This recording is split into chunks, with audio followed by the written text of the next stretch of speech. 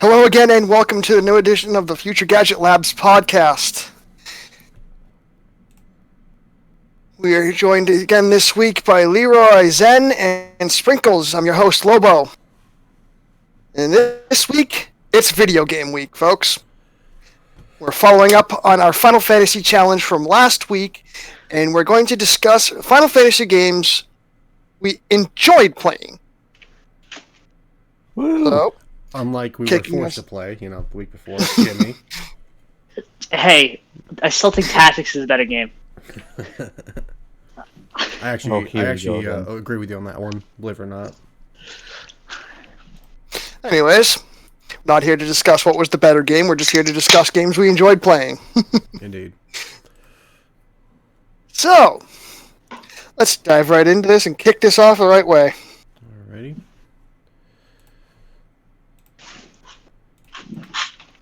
Alright, so we're starting off with Zen Walker this time. Sorry, I thought I had to sneeze for a moment. No worries, man. Watch mid-sentence. Chew! Just in the middle of the conversation. Corona, get him out of here. All serious, though, I picked Final Fantasy X, because that is my all-time favorite. I love the freaking game so much, and I barely played Final Fantasies. Should I say why it's my favorite, or well, yeah, that's how we want to do this? All right, being the first person, you don't know what you want to say. Well, hang on 1 second. So pretty much just explain, what you enjoy about the game, what actually got you to play the game in the first place, how did you get the game in your hand, That is an excellent story. Years ago, back, I want to say middle school, my best friend had the game. I never had seen a Final Fantasy before, ever. Like, oh, this is really cool. It's like an RPG and everything. I was getting to the point where, I liked RPGs and everything. So this was your introduction to the Final Fantasy series as a whole? Yes. But I never had a PlayStation, so I could never play it. So I would watch him play it because, I'm still kind of a person like this. I enjoy people playing the game. And it's especially the same with PlayStation because I don't really know PlayStation controls. I was still playing N64 at the time. And I just really liked the art. I liked the combat system. It was really cool. And, when I finally got the chance to get the HD remake on Steam, I was like, heck yeah, we're finally playing this. I don't get to watch my friend play.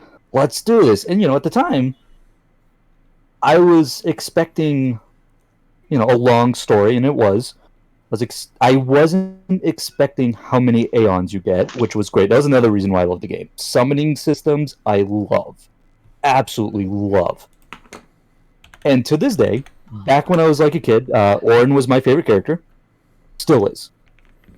He is amazing.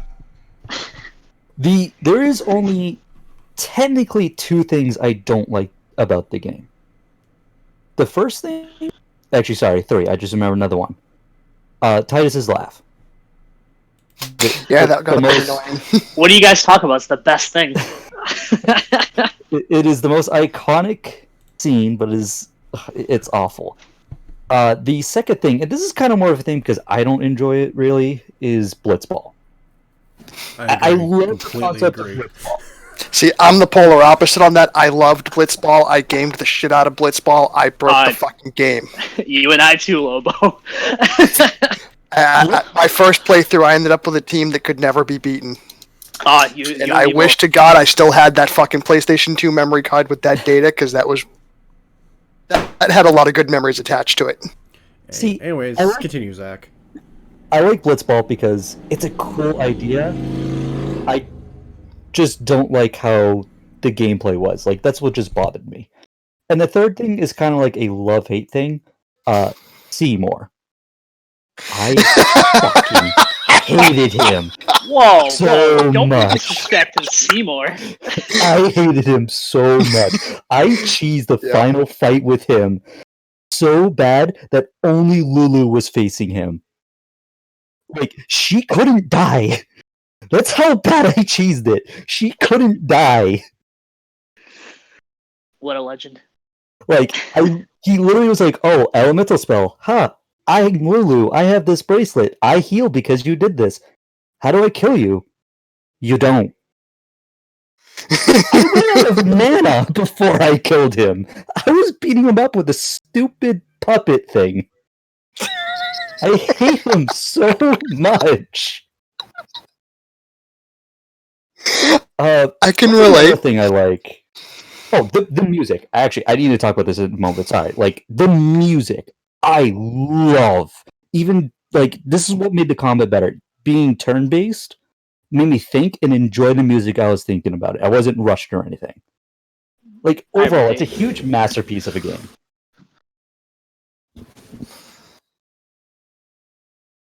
That's all I about got. Like, I could keep talking and it'll just be like a 2-hour conversation.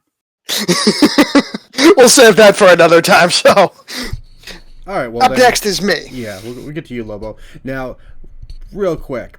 So, Zen and Lobo both got their picks because a lot of us share the same favorite Final Fantasies.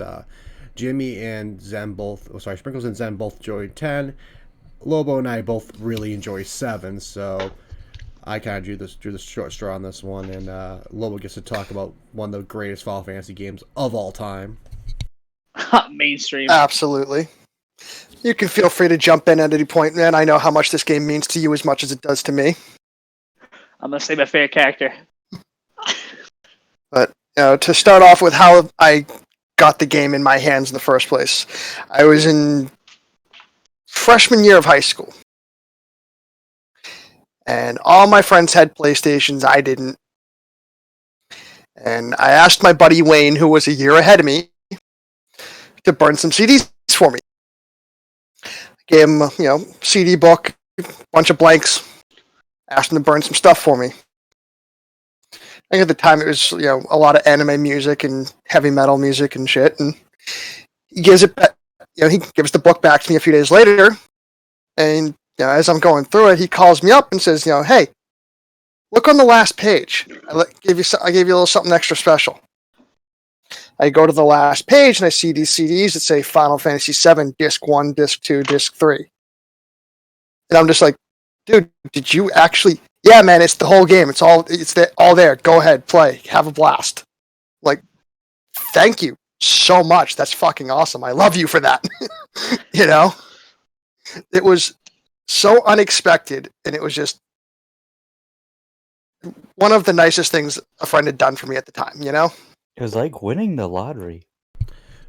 Yeah, see, it's funny. You started off on the PC with 7. I started off on the PS1 with it, and I got my hands on it when I was 13. I was walking around the Kingston Mall at the time. I forget what the place was called. I think it was like Land of Electronics or something like that at the time. And I remember I was obsessed with the Legend of Zelda series at the time. Obsessed. And I wanted a game just like it. So I walk up to one of the guys there. I'm like, "Hey, I want a game like Zelda, but for PlayStation."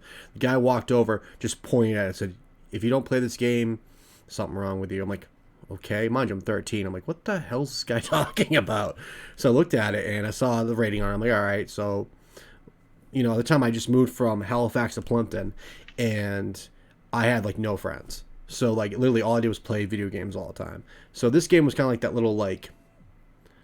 little helping piece for me during that time. Like, got me through it. Literally, I played this game from the time I was 13 to the time I was 18 religiously. Like, I would beat the game once a year, but I literally put like 300 hours into it like 1 year. Just constantly playing it. I did everything. I got the strategy guide for... I think I still have it somewhere too, to believe it or not. And I just played it nonstop. This game is a staple. I know people are like, "Oh, mainstream." Dude, there's a reason why this game got where it is today. There's a reason why there's been a remake, movies, comic books, spin-offs, because this game was that good.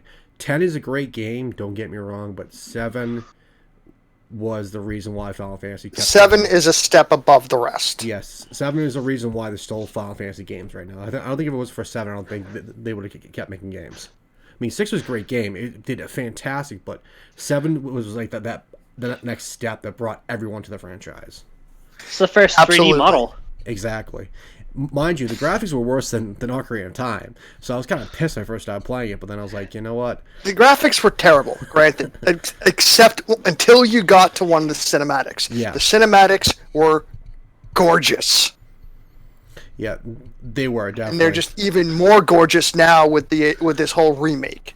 even better. They've cleaned everything up. They've polished it. It looks phenomenal. But even back then, the cinematics were fucking gorgeous. I like They were to say one of something. the biggest selling points for that game. Go right ahead, Sprinkles. So, like, me and Seven, we have a really odd relationship. So, I used to watch it with my cousin all the time. My cousin's favorite game in the whole world is Seven. He knows everything about it. He's like a nerd. He knows, like, when the production, like, what happened during production. Like, that's how much of a nerd he is. So, like, when I first started watching him play, I was just like, oh, this is pretty cool. And then I met my favorite character of all time, Sid Highwind. And it's because, like, the first thing you see him do is you walk inside his house, and he's sitting there, what you presume is his wife. And she starts arguing. He goes, shut up and drink your goddamn tea. I was like, this guy's my dad. I believe I was drinking like a Mountain Dew some of the time, and I saw that scene. I'm pretty sure I spit the Mountain Dew out. I was laughing so hard when I saw that scene. It's the best. That and the cross-dressing scene made me laugh hard too. Like, Oh Jeez. God, the cross-dressing Give me that, scene in 7 is another one of those iconic moments. Everyone knows about it. There's been memes for ages about it. It was so funny to watch Cloud getting teased so relentlessly by the two girls he liked. Okay, I was about to say, like, I know that reference, but not the other one. oh, is it the Sid one? Yeah. Oh yeah, that's way later on, and Sid's a great character, and that isn't really a spoiler because we're not gonna tell you the background of Sid or anything like that. But Yeah, that's not, like, story-heavy relevant. but like you've heard us talk about it before, but like another viewers probably heard the whole Sid drinking goddamn tea thing because it's just a staple in Final Fantasy. Sid himself is a staple as well in Final Fantasy. Just the name Sid. He's in every single one. Well, different versions. Yeah, There's a character named Sid in just about every single Final Fantasy game. Or at least I should say every numbered Final Fantasy has a Sid. I don't know what Type 0. I can't remember, to be honest with you. I don't You qualify sound so Type great. 0 as one of the numbered Sid. I'm counting 1 through 15. That's the numbered. But anyways, like I said, this was a surprise for me. My friend tells me, hey, it's the FYI gave me a burned copy of the game. I installed it on my PC. And much like you, Leroy, I spent hours upon hours playing this game and wasting days away playing this game. And a lot of it was because I was living with my dad at the time, and Dad was working a lot. Dad was usually out of the house all the time. So I was left to my own devices a lot. So I occupied my time with Final Fantasy. And 7 was, like I said, everyone I knew was playing it. They all had the PlayStations, I didn't. So I finally got the chance to play it and, be able to be in on the conversations and talk to people about it, and it was great. Yeah, it was just one of those great games that was a staple. Like, if you had friends who were hardcore into gaming when you and I were in school, like, this game was always brought up. This game, Absolutely. This game, 6 and 8 were always brought up. 8 was always kind of like the butt end of the joke until 10-2 came out. Then that was just like, okay, everyone, we found something new to shit on. But this was just correction, because they still shit all over 9. True. 8 was the butt of the joke until 9 came out, and people, at first people were like, "Oh, this is great." Then they played it longer, and they were kind of like, "Okay, this game's insulting my intelligence." Yeah.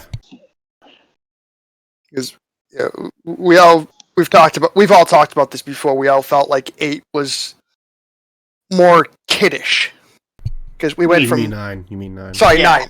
7 and 8 were two much more mature themed games. They were adult characters. They had adult problems. They were whatever. Captain Whatever aside.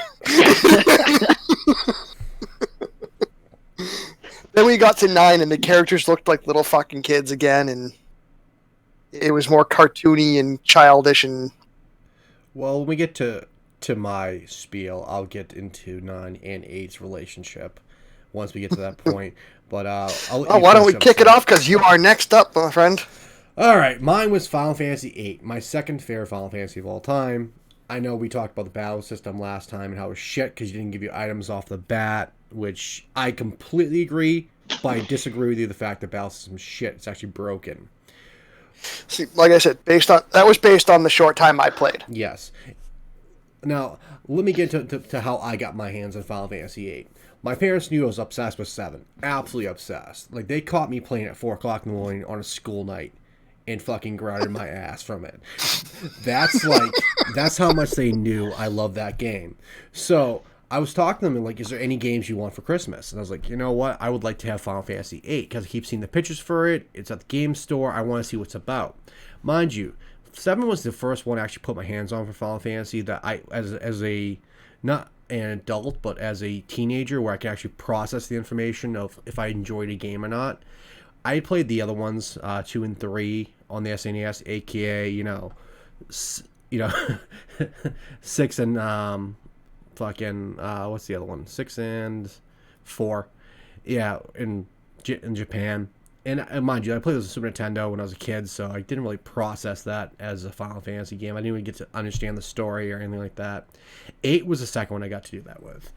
And how, like I said, I got for Christmas, and I was like, okay, cool. I popped it in Christmas morning. So how much advanced the graphics were. I was like, holy shit. Then we got to the battle system. I was like, oh god, what is this? I'm like, oh, cool, you use fucking, the summons, like, all the time instead of having to, cast them. Alright, that's pretty cool.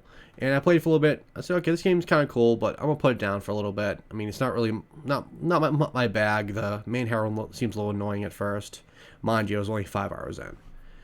And I put the game down, and I didn't play again for almost a year. So a year goes around. I'm probably either freshman or sophomore in high school, and we had a massive snowstorm, and I was stuck home with nothing to do. And I just beaten 7 again. I beaten actually the same time I beat in the same week I'd beaten 7 because I was on a long playthrough of that, and then I finally finished my playthrough of Metal Gear Solid 2, Sons of Liberty. So I need something new to play. So I picked it up, I popped it in, played through it again, and that's when I finally opened my eyes how good of a game this was.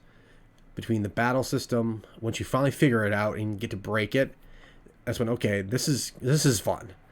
And like the biggest thing about this game, if you get to play, is you need to level up the GFs, not the characters, as much as possible. The lower the characters are, the more broken you can make the game, because the higher the GFs are, the harder they hit, especially on lower level characters. Because like you said, this is like we all talked about last week, this is a game where you level up with the monsters. The best way to fuck them over is to level up the Guardian Forces and not yourself, which is a little bit of a task to do, but if you can figure it out, you can break the fucking game. So other than that, mechanics, the story really, I was really iffy at first on the story. I was a little annoyed. Like Alex and I had talked about it. Well, Lobo and I talked about it before, how the main heroine was like in love with the main bad guy at first, and I thought that was a really annoying plot. And then you get like more into it, and you realize that okay, there's more to the story than the fact that she liked the douchebag, and just everything about the story became better and better as you progress through the story. It's like, holy crap, this is a really in-depth story between how all the characters actually know each other, between the relationships between the characters, and the overall threat in that world, which was just absolutely insane. Long levels of time traveling, insane. It's pretty good. Oh yeah. So anyone who's ever read up on 8 will know exactly what I'm talking about. And the ending leaves you like, oh, it was almost, I'll give you a hint. It's almost a 10 ending. Almost. So I think this was like we said before, Renoa looks like Yuna. I think 10 took a lot of cues from 8 in his story writing and in his character development too. I think they took a lot of cues from that. Which, good on them. They took a really good game and then made another good game. Like I said, we said before the podcast, 10's not my favorite game, but it's still a great game. I know for a fact the story's great, the gameplay's great, just not my cup of tea, or not my type of beer, I guess you could say. It's Yeah, not you don't drink everyone's. tea. I drink your goddamn tea, Jimmy. But yeah, it's like you said, this is my favorite game for a reason. I mean, I got my hands on the remaster, and I was really happy, and I'll tell you why I'm really happy about that. So, get on to the Final Fantasy IX thing. So, Final Fantasy 8 and 9 were developed at the same exact time. So, and they were released a year apart. So, the same exact team was working on both games. So, files got lost in translation. A lot of files on both games. 9 was able to retrieve the most of it. That's why you always see like a port of 9 on the PS3 and the PS4. It took forever for them to get the port on here. They had to use the PC version and copies of the actual disc. They actually had to get a copy of the actual game, PlayStation 1 game, to get the files off of it, because they did not have backups of Final Fantasy 8 anymore. They had lost them. And interrupt you real quick. There's also another reason too, is because the copyright for the artist that sang the song was rejecting a remake. Yes, that was the other thing too. There's so much going on with 8 that I personally did not think we would see a remaster as soon as we did. And I have to say, I was very impressed with the remaster. I'm about 12 hours in right now in the remaster, and I'm very impressed with how it looks, the characters look. I mean, Captain Whatever, I think, has the best character development I've seen in Final Fantasy, besides Cloud. And because he goes from Captain Whatever to Captain, oh shit, he's actually a badass. You know, he's gone from this whiny bitch to this, holy shit, he's actually a badass. Okay, he pulled his head out of his ass, he's pretty tough. Yeah. So, and you get to see, once all the pieces finally put together, he finally gets his head out of his ass, which is, I guess, like I said, I give a huge props to the writing team who made this game for that, because if it wasn't for that fact, I would probably put this on a lower tier Final Fantasies, but they were able to fix the main characters, not fix his flaws, but able to utilize them to make him a better character. So, like, that's why he was always be, even though I always joke around about him and everything, but he would always be one of my favorite Final Fantasy protagonists because of his character development. Mind you, we always joke he's Captain Whatever because he will always be Captain Whatever because of how he starts off the game, but later on in the game you find out who he actually is and everything. And that development is just fan-fucking-tastic. That's why it's my second favorite game of all time, next to 7. All right, I think we should segue into our Captain Sprinkles. Hey, what's rounding up, guys? out the end of this, we come up to Sprinkles, who is here to talk to us about Final Fantasy IV. All right. As mentioned, And before we start this, I want to make a note to our viewers at home. We had to put Sprinkles last because if we put him first, we wouldn't get a chance for anyone else to talk. Wow, thanks. So yeah. Just like how Leroy and Lobo, how they talked about, they were trying to figure out, because since they both like 7, it was the same thing between me and Zen, because I absolutely find 10 to be a masterpiece. So I decided to go with my second favorite, which was 4. 4 is amazing. It is the first game, by the way, to have not a permanent party, because you're always rotating characters, which is nice. Like, you'll be playing it, and all of a sudden you'll have a sage who who forgets a lot of things, and all of a sudden he'll get switched out. Like later on, he'll get lost. You'll get a bard, or you'll get a dragoon, or even twins that both have white and black magic, like stuff like that. It's really amazing. And for those who don't know, Final Fantasy IV, for its first American release, was called Final Fantasy II. Yeah. There's a lot of arguments that you can have with somebody. We touched on this last week when we were discussing the 3 and 6. Oh, yeah. Why don't you touch on that real quick for people who didn't listen last week? Because, let's see. Okay. It's funny how Lear and I, we all know each other in real life, guys. We all see each other. We're not weirdos. Oh my, we see each other? Oh my. Ooh. Yes, continue on, pretty boy. Oh, sorry, I don't want to get too excited. I'm blushing. So when I went over at Leroy's house, we were discussing like, oh yeah, I'm a poppin' Final Fantasy 2, on the Super Nintendo. And I was like, oh really? My favorite Final Fantasy 4, one of them. And he's like, oh really? Tell me about it. I was like, yeah, so like you're playing as like Cecil Harvey and all that. He's like, it's funny, that's the same character in Final Fantasy 2. And then he starts playing, and I'm like, hold on, this makes no sense. And then I whip out my DS remake, and it's Final Fantasy 4, and I start playing it, and then he's confused, and we're both confused. It was just a funny day. It was really bad. Like, we're both like, are you serious? We had to look up on Wikipedia at the end of the day to figure out what the hell was going on. Oh, yeah. But let me get back to you on Final Fantasy 4, guys.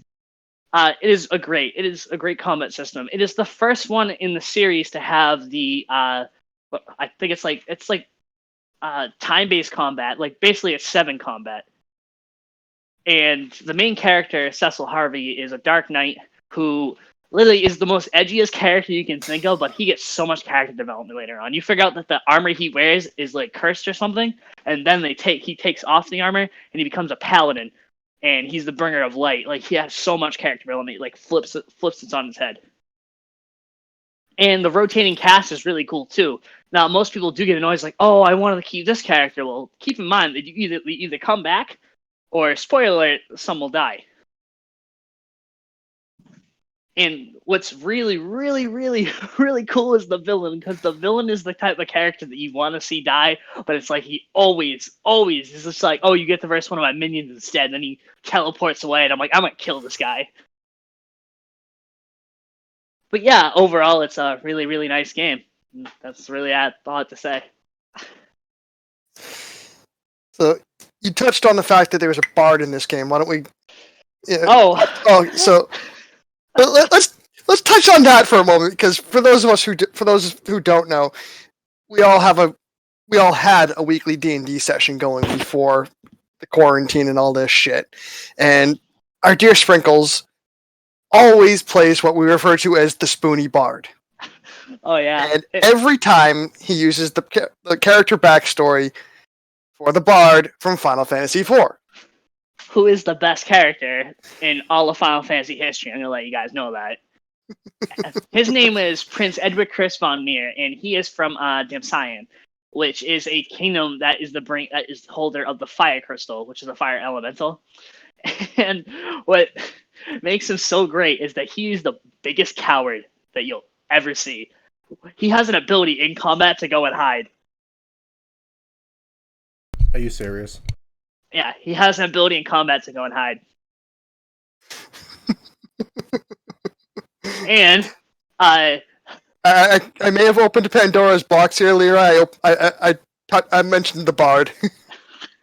Oh god. And what was so funny is that the term Spoony Bard's actually a typo that they made, but they decided to keep it in for like the meme, and they did. So Tella the Sage, his daughter, is dying in his arms, and you realize that Edwards was her boyfriend, and he goes, "You Spoony Bard!" And then he goes and attacks you for like 2 damage as you have like 500 health, and you have to defend yourself. And yeah, that's it about the Bard, I guess. What's I mean, Leroy, if you want to discuss anything about 4 because you played it. I played it a little bit. I didn't get through the whole story yet. I love this game, though, for when I played. Now, mind you, I got this game and Chrono Trigger for Christmas a couple years ago. I still haven't completed it. Chrono Trigger is another game I'll talk about someday. Amazing game. But 4 was a lot of fun. I mean, just getting through it, it's one of the few classic RPGs I can play and actually enjoy. Like, there's a lot of the games came out for Super Nintendo besides like Chrono Trigger I don't like. Like, we talked about last week Final Fantasy VI, and I can see why people love it, but at the same time too, it doesn't feel like 4 does. 4 feels just a lot nicer. It feels like a lot more of a fun journey you're going through. After playing through some hours of 6, I still think 4 is a way better game.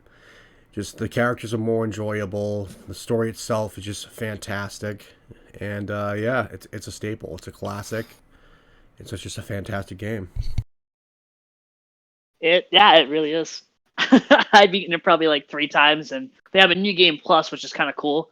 Like I was telling you how the characters rotate, and when you rotate, they have their same levels and they come back. New Game Plus keeps that, and they keep the same level, so you can keep on going and going through a new game plus. Make sure everybody comes like level 100. Sounds like fun. It really is. There's some characters I don't like. Well, I don't mind Tell the Sage. He's a character that has 90 MP, and he's a mastered wizard. Only has the basic spells because he forgot all of them. Wait. He forgot all of them? Yeah, because he hit his head. Because when you meet him, a rock falls on his head. Or he fell or something, and then he can't remember anything. And it's like so funny. So he forgets all but his basic spells. That's fucking hilarious. So like the only 5 spells that he gets are Blizzard, Thunder, Water, and Fire. And he also has what was it? The poison spell. I forget what it was called. In this game, it was different. No, in this game it was different. But he has an ability called Recall, and sometimes he'll like do a spell, but it's out of like RNG. It's really, really dumb because one time I was versing a Thunder Elemental and he was a boss, and I was like, okay, Recall. And then you did Thunder Aga and had it regain all its HP. And I'm like, I hate this. Thandaga. Oh, that's mean. That is mean. RNGesus was not with you that day. And not just that, when he gets all his spells back, you're like, oh, dude, I got all his spells. But keep in mind, he can only have 90 MP. When he levels up, he doesn't even gain it. And some of the stats go down. Like, he'll have, like, his black magic or white magic skills just go down because he's so old. That's funny. It's annoying. All right, so that just about wraps up our talk about Final Fantasy games this week. So, yes, Leroy.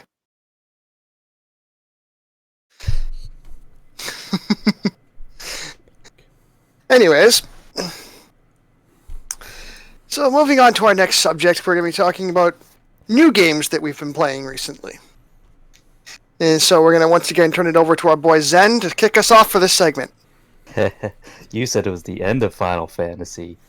But fool, you were wrong. I've been playing. You were wrong. Oh, jeez, I've been playing Final Fantasy 14. That game is a lot of fun. It's kind of not new for me, but I got back into it, and I am heavy into it. It's the only MMO, besides Monster Hunter World, that I actually enjoy thoroughly, like, a lot. I played it a little bit too, going back last year. It is a fun game, just a lot more fun on the PC than the PS4, I found out. If I were to jump back into it, I would rather do it on the PC than PS4, because the PS4 controls are just really wonky with that game, and the connections just got awful. It's really funny because even though like there's a 2-system like way to play, it's cross-platform, which, by the way, most people do not know this.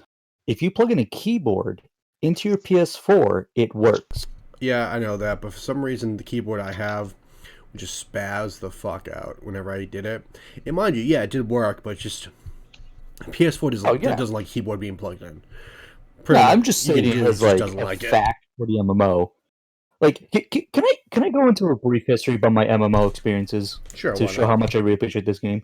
So I have only played 6 MMOs. I have played World of Warcraft, Lord of the Rings Online, Black Desert, Arc Age.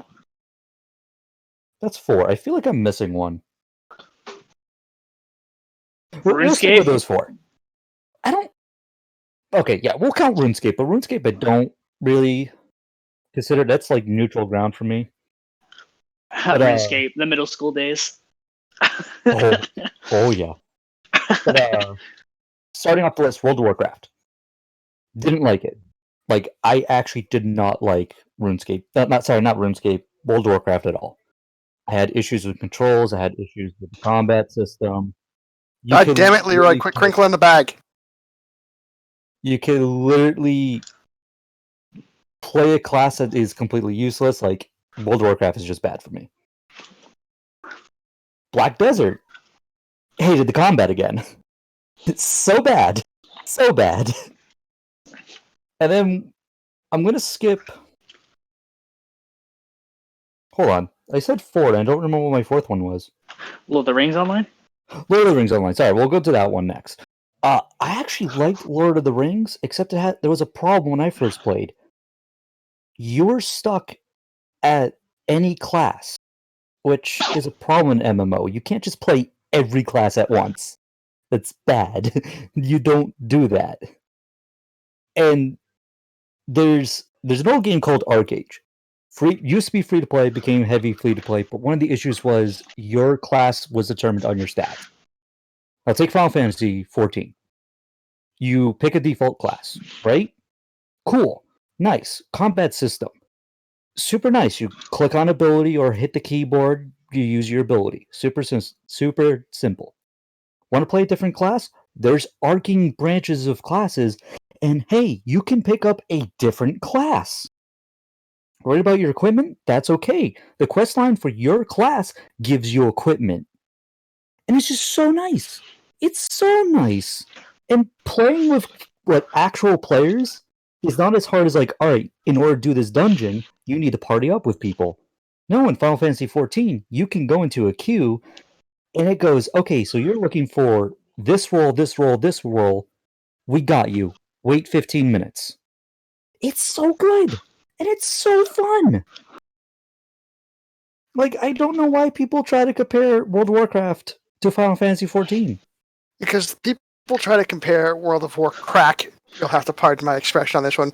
I have my reasons behind that. I'll go into that at a later date. But World of Warcraft is, as much as it pains me to say this, one of the biggest MMOs out there. Oh, yeah. It is a fucking juggernaut in the MMO world. Oh, I'm sorry. I just remembered the other MMO, because I did list it and I didn't even put it on my list. Monster Hunter World. This is one thing I can really compare to. I'm sorry, to change the topic suddenly, but I just remembered it. No worries. The reason why I like Monster Hunter World 2 is because the same reason for 14. You fight, in Monster Hunter World, you fight monsters and everything. And when you beat them, you get equipment. You get things you want to make. In other MMOs, I had experience you have to do all this to get this gear. It's not that you unlock it or anything. World of Warcraft is very much like that. It gives you 50 million quests to, gather materials to build one piece of gear. Right. I don't mind grinding. But if you're... What's up? Oh. Gotcha. No worries, brother. Continue on, Zach. One of the reasons why I like 14 is because you're not screwed on your equipment. You're given the gear you need to start it with, you're given the weapons you need, and you slowly work that progress. Now, granted, my character actually has a primal drop weapon, which is super nice. You had to face something over and over and over to try to get it. But before that, I was just using a default weapon, and it was still doing the job I needed. That's super nice. I don't feel like I need to grind until I actually want to grind. It's always a nice feeling not having to grind for 50 million pieces of gear. Exactly. And like I said, one of the good things is you can queue up with players. You're not forcing to try to make friends in the game. I mean, granted, it's nice that you meet people and everything, but hey, sometimes they might not be on. Yeah. So that's technically my new game because, like I said, I got back into it. I'm playing it heavily now. Yep. It's so fun. I personally never played Final Fantasy XIV. I didn't play World of Warcraft either. I gave that a hard pass. Mostly because, as much as people mock and ridicule, and, there's been entire South Park episodes about what happened, people playing World of Warcraft. As much as that's mockery and ridicule, a lot of it's grounded in reality. We saw it happen with a friend of ours. I absolutely, and I know I'm offended a few people listening to the podcast, I absolutely hate World of Warcraft. I played it for a little bit. I absolutely despise it. The community is toxic as hell. And it's just... Oh, yeah. It's just a shitty game. I'm sorry. I tried to, I played it for a good 6 months. And I absolutely was so fed up with it. I will never touch that game again. It is so bad. It just gets so bad. It's, I mean, I guess everyone says League of Legends is the most toxic community. I think World of Warcraft's pretty close. It is. World of Warcraft is very close. And there's actually been entire articles written about this.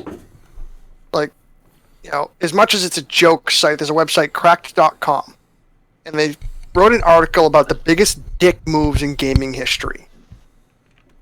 And one of them was talking about the corrupted blood plague in World of Warcraft. And for those of you that played the game, you know exactly what the fuck I'm talking about. This was essentially a virtual pandemic. Oh, I know what you're talking about. They introduced a new boss, and this boss had an ability that caused a damage over time debuff.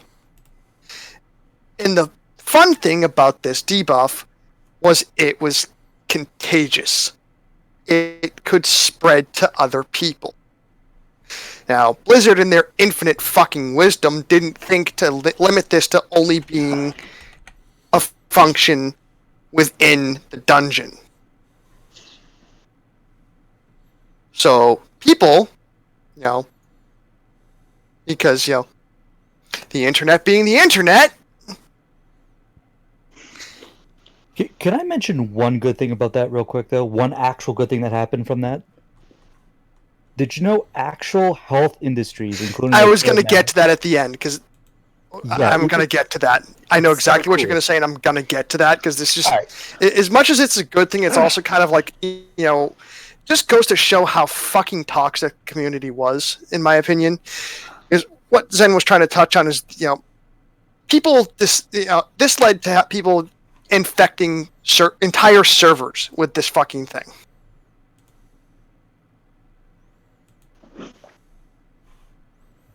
Like, they decided, we're going to go infect all the newbie zones and and they realized that the NPCs could be carriers, but it wouldn't affect them. So all the quest givers were infected. So, all the new players trying to go accept quests were dropping like flies. Because, again, the quest givers were infected. So this led to entire server resets and quarantines and people infecting their pets and hiding out over through server resets and reintroducing it. And finally, after weeks of this shit,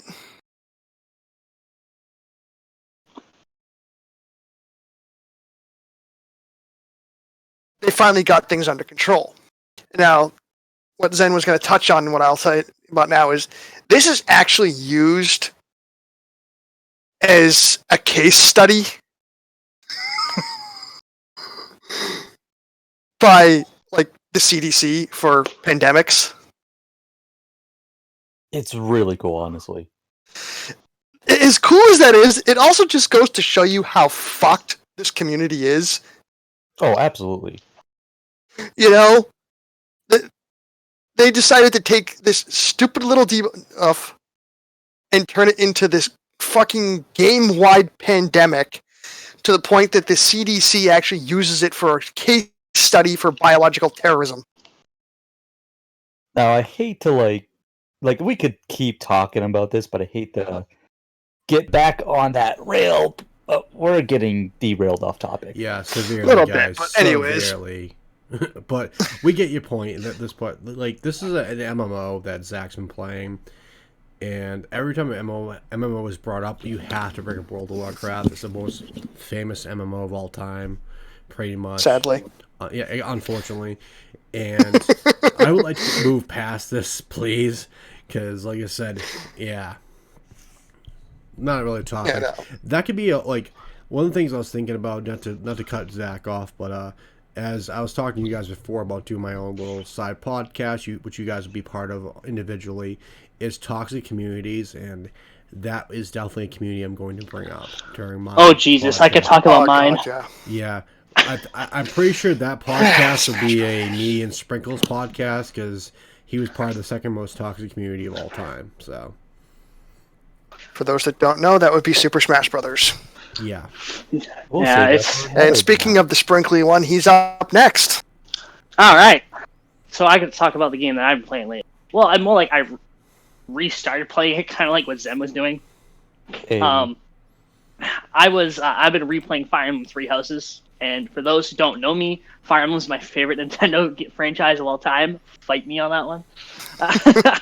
It is an amazing game series. And speaking about toxic communities, I'll just dumb it down really simple. There's a lot of people that when you're in the Fire Emblem community, they're like, that game's trash. That game's not good. I'm a hipster. I really hate those people. Like, can't you just... Yep, I know the types. Yeah, can't you just enjoy the game series? Like, you're lucky. Like, they'll talk about Awakening is really bad. I'm like, yeah, without Awakening, Fire Emblem wouldn't exist anymore. So, yeah, suck a dick. Pretty much. So when I'm playing Three Houses, I got excited because everybody's just like, oh, it's a Persona copy. I'm like, yeah, it's a Persona copy, but it's got the Fire Emblem elements to it, and it is fantastic. I'm going to let you know that. It's probably, like, in my top 5 favorite Fire Emblem games. Like, I'm only halfway through it, and the story is so engaging because it leaves you multiple routes, and it's, like, choices, and I'm like, someone, like, just please pinch me. Am I dreaming? Like, I'm playing through it, and I'm like, oh, my God, like, what support conversation? Like, everything's, like, acted out, like, you know, huge game models instead of, like, you know, 2 characters appear on the screen and they're talking. Like, no, 2 characters appear on the screen and they're doing actual actions, like, as they're talking. Or the fact that you can make dinner for people, you can plan out classes to teach people stuff. There are even, like, side quests that are ridiculous, like go fish. Like, I'm not even joking, go fishing. It's just really an overall really good game. But yeah, that will do it for me for, like, new games that I've been playing. Do you have anything else you want to say about the game? Like anything, like how you actually got your hands on the game? Oh, funny thing about my Fire Emblem Three Houses experience. So I bought the game pre-order, like, physical copy, and I played it for, like, probably, like, an hour, and then I went home, and then I never touched it and forgot about it. So I'm, like, in a voice chat with everybody here, and I'm like, yeah, I'm trying to find my Fire Emblem Three House. You can ask them. I spent 3 hours cleaning my room, and I still couldn't find it. Yeah, it was quite entertaining for the rest of us because he's going nuts. And we're suggesting little random spots for him to check, and he's like, "Oh, I haven't cleaned that yet." Goes and cleans it, still doesn't find it. But it's funny. I'll find my other Fire Emblem games in those spots, besides the one I'm looking for. So I bought it digitally. It only cost me like $60, and I want to hang myself. That's ridiculous. $60. Holy shit. Yeah, but it was worth it. It's still a pretty new game, so I could understand. Well, it is. And plus, all DLC. Oh, if it was $60 with all the DLC, that's not as horrible. No, that's actually awesome. Yeah, because it usually goes for $40, but I was like, I'll get the complete edition. All right, so are you all set with your Three Houses chat? Oh, it won also best RPG and I think best Nintendo game at the award ceremony. And I was just like, well, yeah, it literally had, like, running up for, like, XCOM 2 and all that for best RPG, but Fire Emblem was going to take it. I already. I was going to riot in the streets, like, picket fences, signs would be made. He was going to smear his shit everywhere. It was going to be horrible. Yeah, I was going to walk around and do, like, monkey noises, like, ooh, ooh. Oh, my God. All right. Alright, yeah. Let's move on to our hosts. What game have you and I been playing? All right, so this all started a few nights ago when Leroy and I were sitting here. He called me up. We're shooting the shit. He's talking about games are on sale on the PlayStation Spring Sale, and we're looking through and we come across this game, Fate Extella Link, originally, and we're doing research and we find this other one here, Fate Extella the Umbral Star, which was the previous game to the Fate Extella Link. And we ended up grabbing them both, and we kind of kicked ourselves the next day because we looked back and they both went on fucking sale the next day. Yeah, we both paid full price for these, mind you. The first game's $30, the other one's $60. That's without DLC. Yeah, I paid full price for the $60 one, which I'm fucking kicking myself because it went down 40% the next goddamn day. Yeah. Luckily, I didn't pick up the other game until after I only paid $15. Well, $15 for the base game plus another like $8 for all the costume packs in total. Which, yeah, the costume. If you're a fan of the Fate series, pick this game up. I'm gonna let you get into that though, Alex, because I have the game. The next spot is mine, and it's gonna be something you and I both played too, but I have a lot more insight on than you do. So, and you, thing is, People need to remember. People need to know that Lobo's been playing these two games. Going to mention way more than I have been able to. We both picked up at the same time, but I just haven't had a chance to touch them because of other events going on. So that's why I left both the games to him. So continue. Yep. So for those of you that aren't familiar with it, the Fate series is a series notorious for taking historical figures and gender bending them, gender swapping them, and making them, gorgeous women. Nero. Most prominent among those is, as you see here in the red dress, the Roman Emperor Nero Claudius. My waifu, I'm not gonna lie. And then, if you look further off to the right, the one in blue, who looks very similar to Nero, is supposed to be Arthur Pendragon. A.K.A. King Arthur. So they've renamed her Artoria here. And I will give them credit for coming up with a believable story as to why King Arthur is a woman. But was historically listed as a man. That's the whole Fate series is something that, like I said on the side podcast, Alex and I are gonna do our whole Fate one together. The Fate series is a rabbit hole. Oh my god! I'm not gonna lie. That is a rabbit hole that once you start down it, there is no fucking turning back. And Leroy and I are going to have an entire night just dedicated to discussing the Fate series. Yeah, it'll be one of my after hours specials. Like I said, I'm gonna do an after hours special at some point. Probably starting this week. I'm gonna grab one of these assholes and we're gonna talk about one subject together of my choosing. I'm gonna tie him to a chair. Grab the nipple clamps out and we're gonna get to town. Oh, listen, so you and Sprinkles can keep that kinky shit between yourselves. You can leave me the fuck out of it. So I'm guessing I need to put the lotion away. Yes. Oh, okay. Just for right now. Alright. So anyways, Fate Extella is kind of like a Fate Dynasty Warriors game. It is a very similar formula with the characters, the combat system, and all that. Now, the Umbral Star starts off with where I believe it's the visual novel Fate Extra. Yeah, I'm pretty sure Extra is the first one in this series because I don't see anything else beforehand. And Fate Extra is the first one in the series, and I believe that was a visual novel anime adaptation on Netflix, which I have yet to sit through because I wasn't really keen on the animation. So, just real quick, I figured out something about the animation.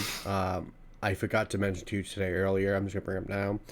The animation looks like crap, but there's a reason for that. This is supposed to be... They're based in a digital world. And that's probably why the animation looks like shit, because they wanted to bring upon that digital world and how crazy it is. But this is too, but the animation looks 1,000 times better. Mind you, this is a video game also. An actual video game. I mean, this is based in that same digital world on the moon.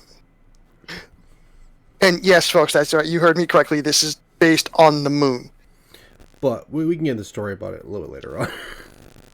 So anyways, Extella Umbral Star picks up at where Fate Extra leaves off, with Nero Claudius and her master winning the Holy Grail War, and now being in charge of the system called Seraph. But something goes wrong when they're trying to establish the master as the new ruler of Seraph, and he somehow gets split into 3 different entities. One the mind, one the body, one the soul. Each aspect of mind, body, and soul is now its own separate entity. It's a different body. And each one is paired up with a different character. So, the mind gets paired with Nero. The soul ends up with, if you look on to the right of Nero in the blue dress there with the fox ears, is Tamamo no Mei. My second waifu of the Fate series. And then the third, the body, is partnered with, if you look in the back, Altera. And Altera, for those of you wondering, is supposed to be Attila the Hun. Which I have to say is the weirdest one they've done because I don't see anything that looks like a Hun out of her.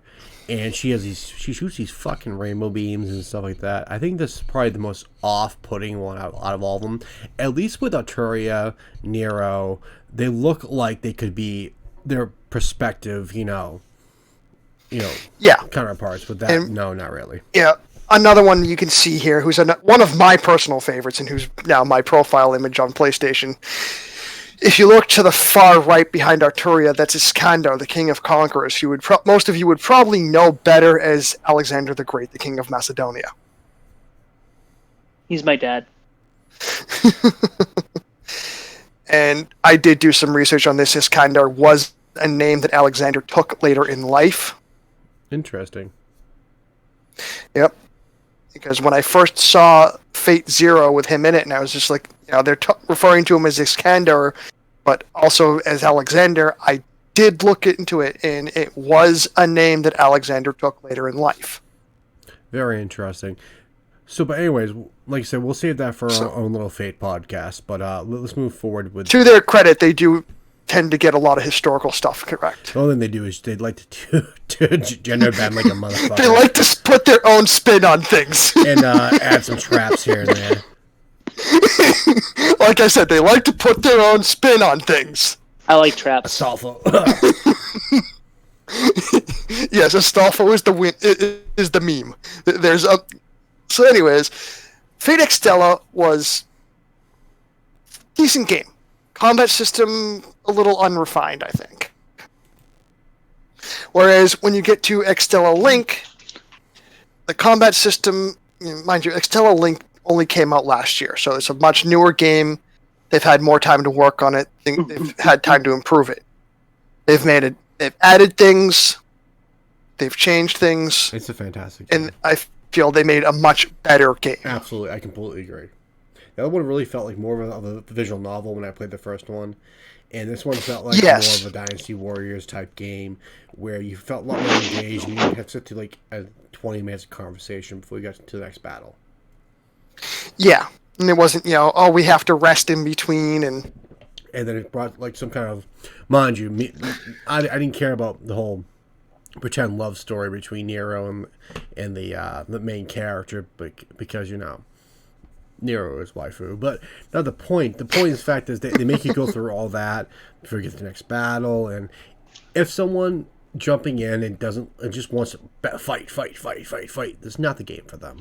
And with Link, no, it's not. With Link, they capitalized upon what they're trying to do with the first game and made it better and added more characters from Apocrypha, which was the bigger name in the series besides the newest one that just came out as well, FGO. But they're able to take characters from Apocrypha and throw them in there, which is fantastic. Which was the best Fate thing. Grand Order, for those that don't, again, it's a mobile game, and it takes characters from the entirety of Type Moon's works and brings them into one game. Great mobile game. I highly suggest you all pick it up today. Add me on there, MKS. If you don't, I'll stab you in the balls. Now, damn it, Leroy, what have we told you about threatening the viewers? It's my job. I know. No, it's not. Stop threatening the viewers. You're going to scare them off. Anyways, so Link is a far better game. We both agree. You've actually beaten Link within the first 2 days of owning it. Because, again, I've had nothing but fucking free time. So I sat there and I ground and played and played and played. And I went through every path and unlocked every character. And among my favorite characters to use are Iskandar, Arturia. Obviously. Hell, Gilgamesh is just ridiculous. He's the biggest arrogant dickhead still. But he is one of the most broken fucking fighters you can take out on the field. Fantastic. All right. Is there anything else you have to say about the game? I will say the costumes are entertaining.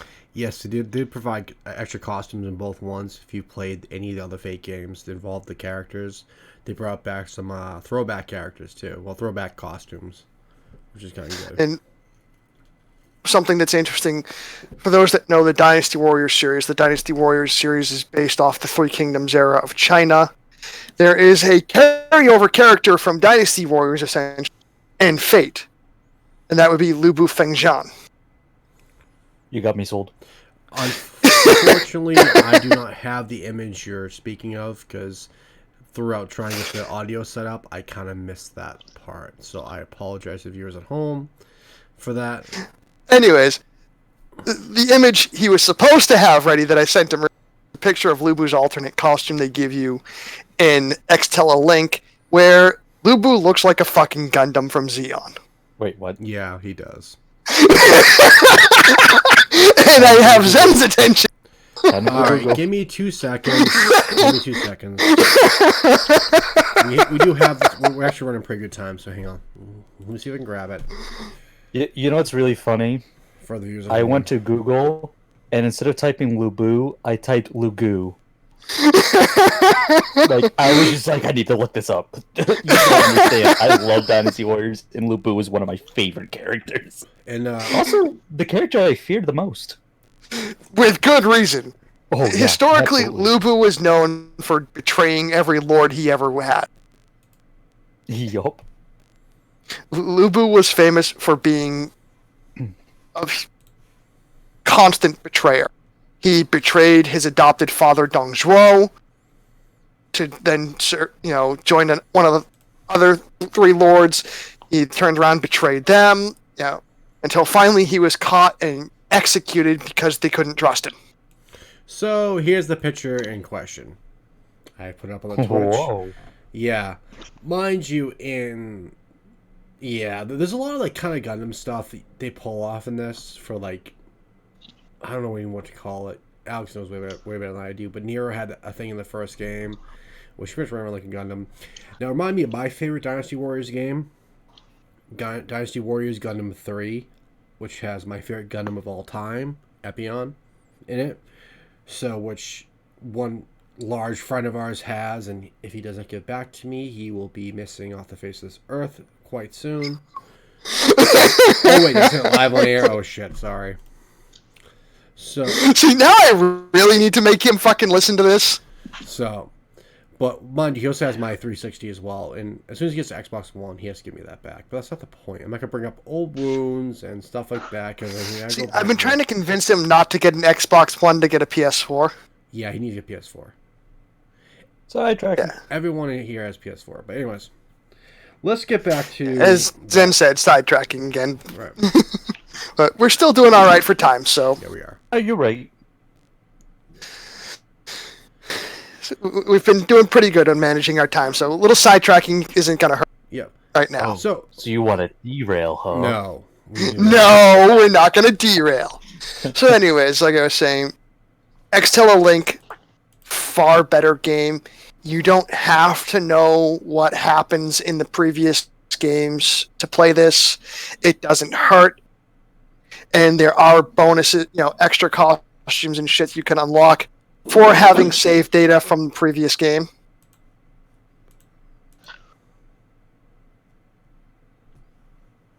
But, Xtella Link revolves around the only male character you'll see on... Well, I take that back. The only male character you see prominently in this picture. Yeah, Astolfo is in that picture. The guy we just talked about, the trap we just talked about. Yes, well, like I said, the one you see more prominently, who you see every bit, the full body, is Charlemagne. And this is Charlemagne based off the stories of Charlemagne and the 12 Paladins, the Wandering Knight, the hero of the people. Whereas the main antagonist is referred to as Rex Carl Magnus, is based off of Charlemagne, more grounded in reality. The emperor that Charlemagne became later in life.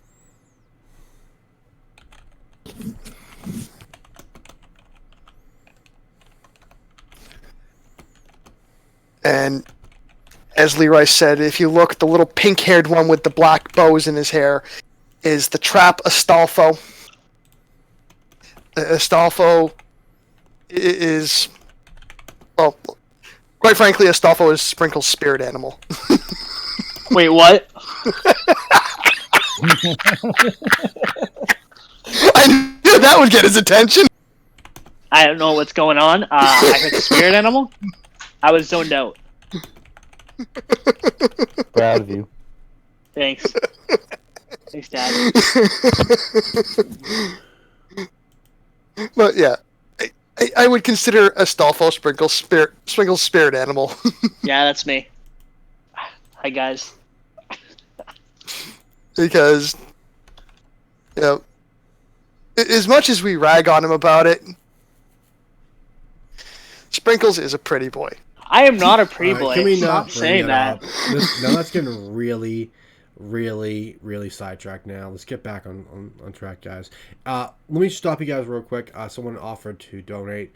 It would mean a lot more to me as the runner of the channel, the leader of the group, to subscribe, join our Discord, and share our content than give us money. Because as much as I would like money, I'm a slut. I'm a whore. I'm a filthy prostitute. Give me money. But just subscribe. Yeah, at least you admit it. Subscribe. Like my channel. Please do, because that gets us going. That keeps me and the others wanting to do this further. If you guys do that, please share. Please subscribe. And, well, subscribe to my YouTube channel, Zach's YouTube channel. Just please do. That means a lot more to us than anything else. So, Yeah, and send me money. send Sprinkles money. No. He will send you pictures of his bleached asshole. Yeah, it happens. So moving on now, Leroy, you're up next to Oh bat. boy! Speaking of rabbit holes, Persona. So recently, all right. Let me get first how I get my hands on the first game, not Royal, but Persona 5. So, back when I was working full time, unfortunately, I'm currently on furlough. I worked with this gentleman named James, and he suggested Persona 5 to me. In fact, he was in my ear about every fucking day. Doug, you need to play this game. You love JRPGs. Play this game. So finally, when I actually had time on my hands to myself, I bought. You're talking about Ponytail? Yes. But so finally, he was like, "Hey." So finally I said, you know what, fuck it, I'll buy it. It's $20. So I bought the game. I fell in love with the game instantly. So around the time I bought it, I realized the Persona 5 Royal was coming out, which added more characters, completed the story pretty much, added a lot more content. The game was already 150 hours if you did everything.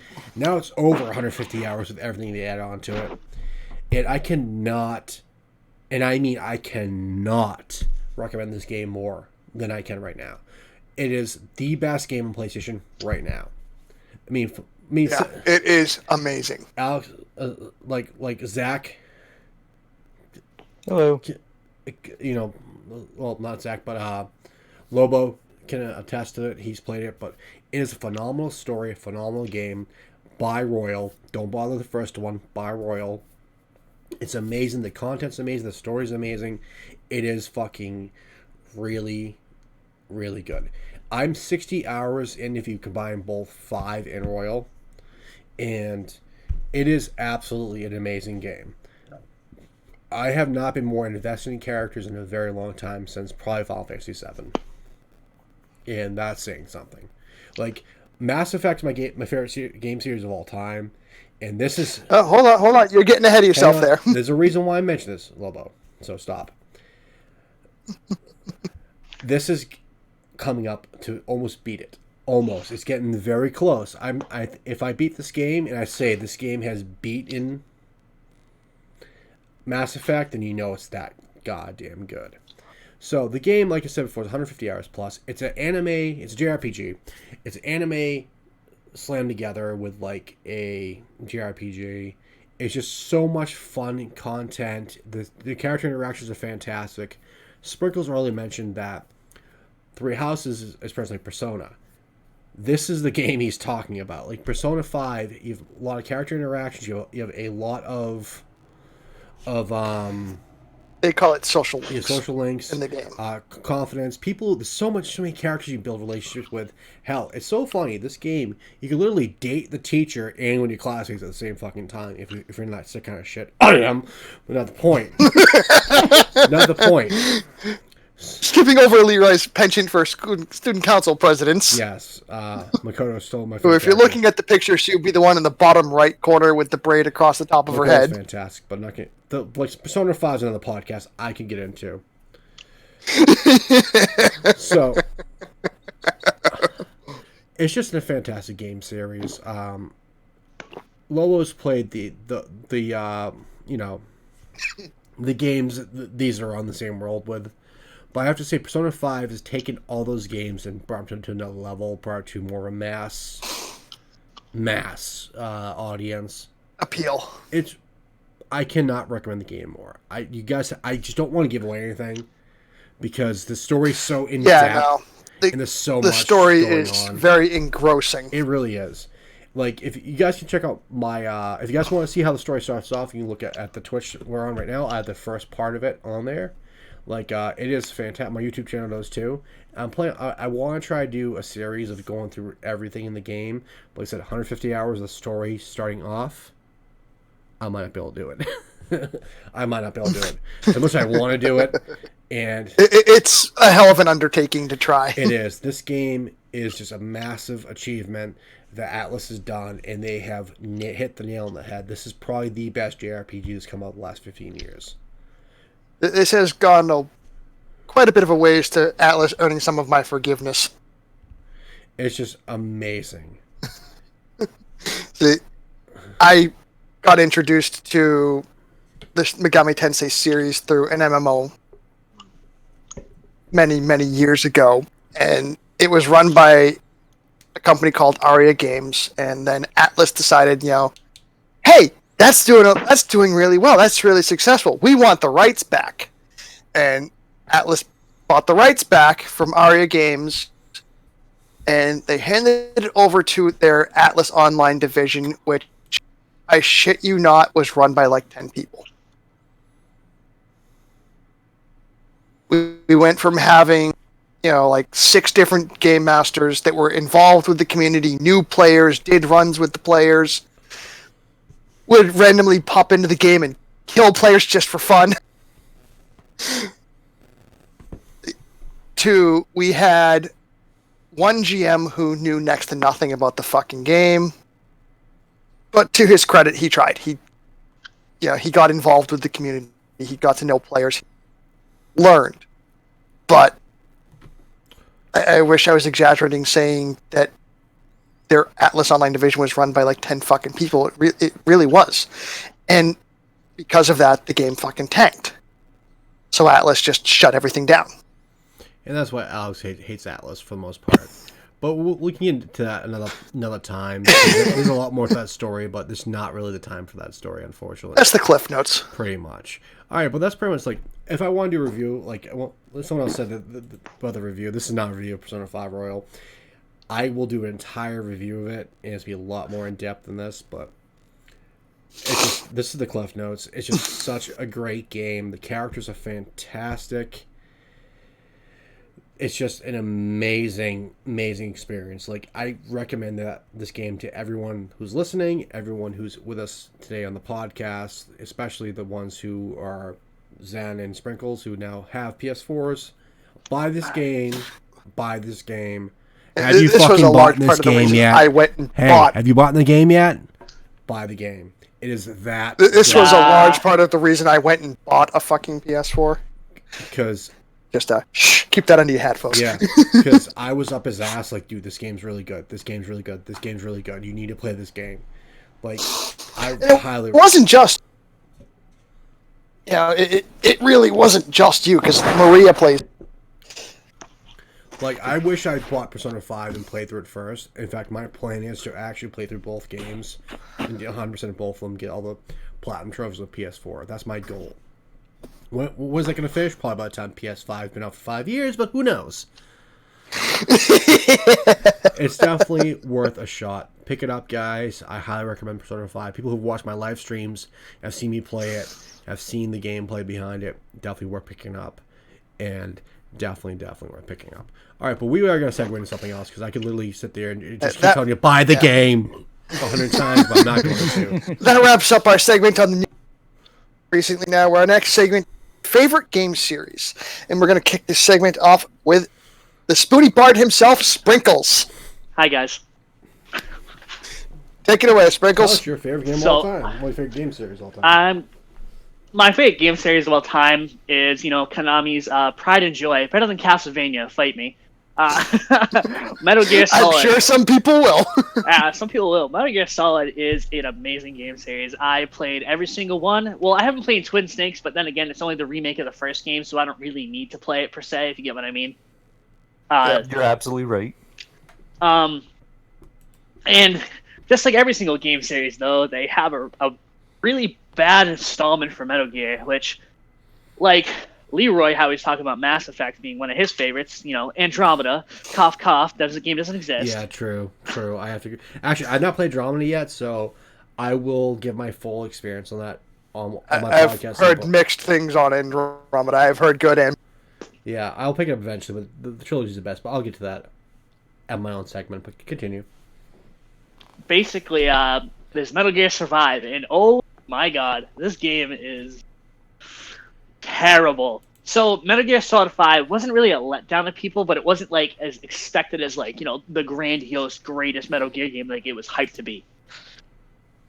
And after the creator, Hideo Kojima, left, Konami didn't know what to do. How are we going to create a new Metal Gear game, basically? So, we're creating Metal Gear Survive. And Metal Gear, quick summary, is a game where you're stopping basically a giant mech robot that is said to cause nuclear destruction and nuclear war. And there's a lot of other supernatural elements, and the story can get confusing, but it's not because, you guys are a bunch of bitches don't know the story. And it was how do I put it? They take that concept, right? Whew. All right. Get prepared, because I was so angry. I watched the trailer for it, and I'm like, oh, all right, I can get behind this. And then I watched the opening gameplay to see what was about before I try to play the game. And I was like, yeah, I'm not playing this. Here's why. So it begins after Peace Walker, which takes place in 1975. After your base has been destroyed, he's walking over. He's like, no, not that guy.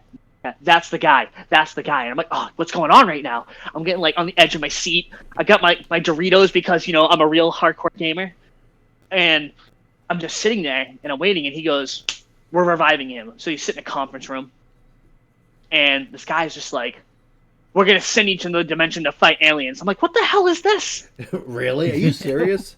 Because I'm not even joking. I didn't know that. Mind you, the only games I played everything up to 4. I haven't played 5 yet. I have it. I just haven't got a chance to play it. So, I mean, geez, aliens? Are you fucking kidding me? No, I'm not. And here's the worst part. So, you might think, oh, super plot, right? Remember the gameplay. No, it's literally copy and paste of Metal Gear Solid 5, the whole map and everything. They added a foggy layer to it. Ooh, spooky. And it was one of those games where they were just like, yo, so just going to let you guys know, if you guys want to get further in the story, we need your cash. See, I thought it was a game you were trapped in some digital world and you're just in a simulation to survive. No, you're in another dimension to fight aliens that make no sense, because you ended up they're zombies too. They're legit living dead zombies that are classified as AKA aliens. That's why I thought it was some digital thing. No, it's really it's stupid. But I'll get to my favorite game my least favorite. I won't count Survive because I haven't played it and I don't want to.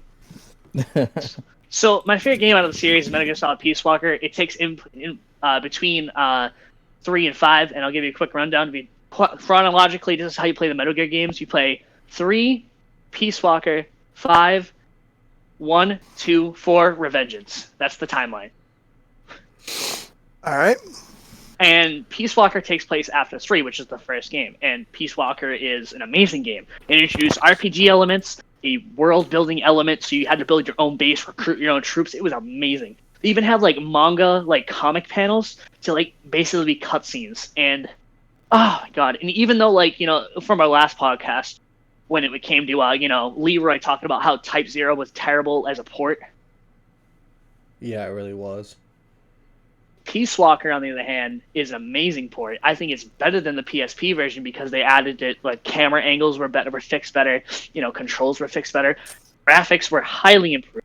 You can barely tell. It basically almost looks like a PS2 game, and keep in mind this came out in like 2010, so it didn't look that bad. So pretty much they did the port right. In other words, the way that they did a port super right. Type-0. Well, to be fair, it's a Metal Gear game. Like, no offense to Final Fantasy, but Square's probably like, it's a port, just do it. Konami, they're like, what's a port? You better not fuck this up. Yeah, if you fuck this up, you're gone. Yeah, basically, you're out of here. And then my second favorite is 2, short story. 2 is the first one I played, and then I went to go play 1. And 2 is, as much as hate as it gets, look, Raiden's a terrible character. Well, to me, he's not that bad. It's basically taking, like this. You're viewing Solid Snake as a different character, and I like that. I do agree with that. I don't like Raiden as a character, but it really did bring that. Okay, let's see Solid Snake from the outside, and it was fantastic. I think that what they did with Raiden in 2 was perfect. Like I said, I don't like Raiden as a character, but what they did with him in 2 was fantastic. I didn't really. Yeah, it's like the new guy. Okay, so my least favorite is Metal Gear Solid Revengeance. And, Metal Gear Rising Revengeance. My bad, doesn't have the solid. Basically, Metal Gear game, as typically you know it, is... Oh, yeah, for the timeline, I forgot to mention Metal Gear 1 and 2 for the SNES, but, like, the games are, like, they're alright. Imagine trying to play a stealth game on a Super Nintendo. It doesn't work. Yeah, it really doesn't. But basically, Not so much. Basically, what I'm trying to say, though, is that Metal Gear Solid is a game of stealth. It has really funny dialogue. The humor is weird, but it's eccentric, and I love it. And it's all about, like, bursting bosses that you're, like, either on your toes, you're like, dude, I'm going to beat the shit out of this guy, and I'm going to join. And then you get the game over screen, then you, like, punch your controller. But that's just me. And so, Revengeance is just, it's not, like, terrible. It's just not my favorite. Like, they took a game, Metal Gear Solid, a stealth game, and made it into a hack and slash. And I'm like, yeah, so what is this? You can't do it with like Metal Gear. You can do it with the other games, but not Metal Gear. You really can't do it. Metal Gear is stupid as fuck. Yeah, not so much. Like, don't get me wrong, it's not bad. If boss also got the hardest final boss fight, that's Senator Johnson, which I won't get into it because it's just like, it's weird. He's like a beefed up, roided out, like nano machine, like dude who's a dickhead. He's like, I have more power over you, and you're like, slash. And like, that's it. And you also like rip off building parts and use them to fight other robots. Don't ask it. Logic doesn't. One thing you learn about Metal Gear, you leave logic outside the table. Like when you're playing Metal Gear, you just enjoy the story for how wacky it is. Yeah, pretty much. Like when I played Sons of Liberty, that was my first experience, like yours. When they got to the Patriots, like, wait, what's going on? I was like, yeah, or wait, what? Or even better, like Vamp. Oh my god, no Vamp, sense. yeah. He's a boss that I'll give you a quick rundown. Vamp's like basically a quote unquote a vampire test subject, and he's immortal, and like he got shot in the head. He was like gay lovers with like some commandant that made no sense, and I'm like, dude, this character is like legit a Chad. Yeah. Like he's legit a Chad. Like I'm not even joking. Oh, Chad. But overall, Metal Gear is a great franchise. I literally hope they leave it alone, or Hideo Kojima's coming back. And fun fact, Hideo Kojima wanted to leave after the fourth one. He didn't want a fifth one. Yeah, I did hear that too. And when he left, he's like, all right, guys, I'm done. Metal Gear is done. And they're like, yeah, fuck you. We're going to create Metal Gear Survive. And then Kojima's like, I hope that goes well. And it didn't. Yeah, we also how well that went. Yeah, and there's also other spin-offs too I can get into, like Metal Gear Solid Ghost Babel, which is basically like he went back to Shadow Moses, but the continuity is like iffy because it takes place in the same like year as Metal Gear Solid 2. There's Metal Gear Acid, which is a trading card strategy game, and it's weird. And yeah, we've all seen what happens when you try and spin off games with the creator. Yeah. Oh yeah. It usually kind of blows up in your face. Yeah, it really does. But overall, it's a great game series. I highly recommend it. Favorite video game protagonist of all time, Solid Snake, who's a character in Smash, but that's a different story. Oh god. How much I hate Snake in Smash. That's also a different story. That could be a whole other podcast. How much he's a cancer character. Okay, take my place, please. All right. So next we have our wonderful Zen. What are we gonna talk about today, Zen? Favorite game, right? Favorite game series of all time. Let me read off this script that was provided for me. Oh god. No, it's serious. No, it is if nobody knows this, it's really obvious. But for people that don't know, obviously our viewers, I'm huge into the Legend of Zelda series. Huge, bigly huge. It is my all-time favorite series of all time. Like you can ask these three. I talk about it a lot. Yeah. Yep.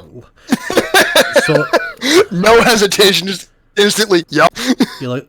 I have even talked about the timeline and in-depth lore. And I still wish it was a prequel to Skyward Sword, but we don't talk about that. Yeah, it's important. So Breath of the Wild just kind of takes his giant dump and goes, "Hey, lore? Yeah, no." I legitimately have to say though. They connected the lore. I'm not even getting this. I will derail us so fast. Hey, but one thing I do have to say is that if it wasn't for Ocarina of Time, I would not be playing RPGs. So Legend of Zelda and I are about the same age. It started in 1987.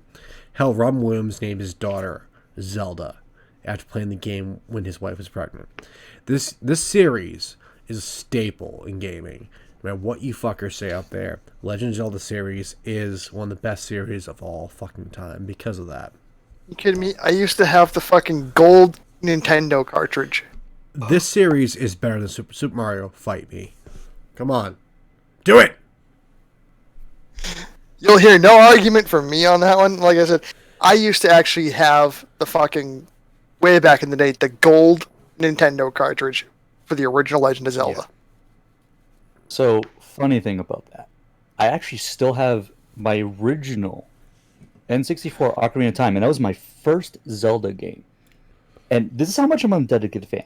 I hope someday, to meet Miyamoto himself and ask him to sign it. Yeah, that'd be tough. Then when it gets signed, I am immediately fucking sealing it. I did that with JDF, and I will do it with Miyamoto again. With Miyamoto too, I want it again. Then you'll never wash that hand ever again. I will never wash my. I'll never wash my eyes again. Zem, we're gonna have to talk about that. Listen, Sprinkle, stop putting your habits off on everyone else. Oh well, hey, let's not get into that sidetracked. Also, in case anybody is a Legend of Zelda fan, yes, I did say Ocarina of Time is my favorite. However, it is not the common nostalgia of like, oh, it's a great game. I'm a Zelda fan. I must like Ocarina of Time. No, I have so many reasons why to love Ocarina of Time. I love the story. As a kid, I loved having the ability to have a free roam system, the 3D feature of it, the music. I love the boss battles. A lot of games that I play, like here's a great example I was thinking about today, actually, when I was thinking about what I was going to say about this series. If you ever play Skyrim, and you find a wall that looks really different, and you know it's not a wall, that's thanks to Ocarina of Time for me. I have found so many puzzles, and like Ocarina of Time is always in my mind for any puzzle, even for another Zelda game. Like the recent Zelda game I played, Link's Awakening for the Switch. I was playing a dungeon, I'm like, this reminds me of the Spirit Temple. Okay, so therefore it's a Spirit Temple. Let's go. I just arc through it all the time. And on the subject of temples, I just need to get it out there. Fuck the water temple. Oh, come on, you bunch of pussies. Come on. I'd be the water temple my first time through. Come on. I'm not saying I haven't beaten. I'm just saying it's fucking annoying. I have friends who still have not beaten that temple, and it makes me sad. It makes me cry man tears. Man tears. I really can't blame you for that, because, I mean, goddamn. So, my weakness temple was actually not the water temple. It was the shadow temple. I got lost so many times. Also, just to show a dedicated fan of the water temple, did you know in the original N64, you can fail the water temple 3 times? You can actually get stuck in the entire dungeon if you get the wrong key in 3 particular areas. It is rare to happen, but you can get stuck. That actually happened to a friend of mine, and I had to help him through that. You can actually get out of it. You get stuck, but there's ways out of it, and it takes so much freaking time. Oh my Oh god. and I Oh did- yeah, it does. I'm looking at the picture and I just remembered. Oh god, Princess Rudo. To me, like my favorite Zelda game of all time is Majora's Mask because I like dark games, Majora's and Mask Majora's is so Mask is good. the darkest. Oh, It it was is. so good. I was so glad that was my second game to pick up in my Same lifetime. here. So the only Zelda game I've beaten like 100. I hate to sound like a hypocrite since I'm a Ganondorf main in Smash. Oh, can I give a fun story about the Legend of Zelda franchise? Like that personally connects me. All right. So just a short history lesson of myself. I was born in June 9th, 1993. 3 days before I was born, Link's Awakening came out, like officially released. So when I found this out, like years after, like Majora's Mask or something, I said, "All right, that personally connects to me a little bit. I want to play this game someday." And if you know, it was a Game Boy game. Then it had Game Boy Color, and obviously, you know, we have the Switch. Uh, one of my old friends had the game and said, "Hey, Zach, do you want to play this?"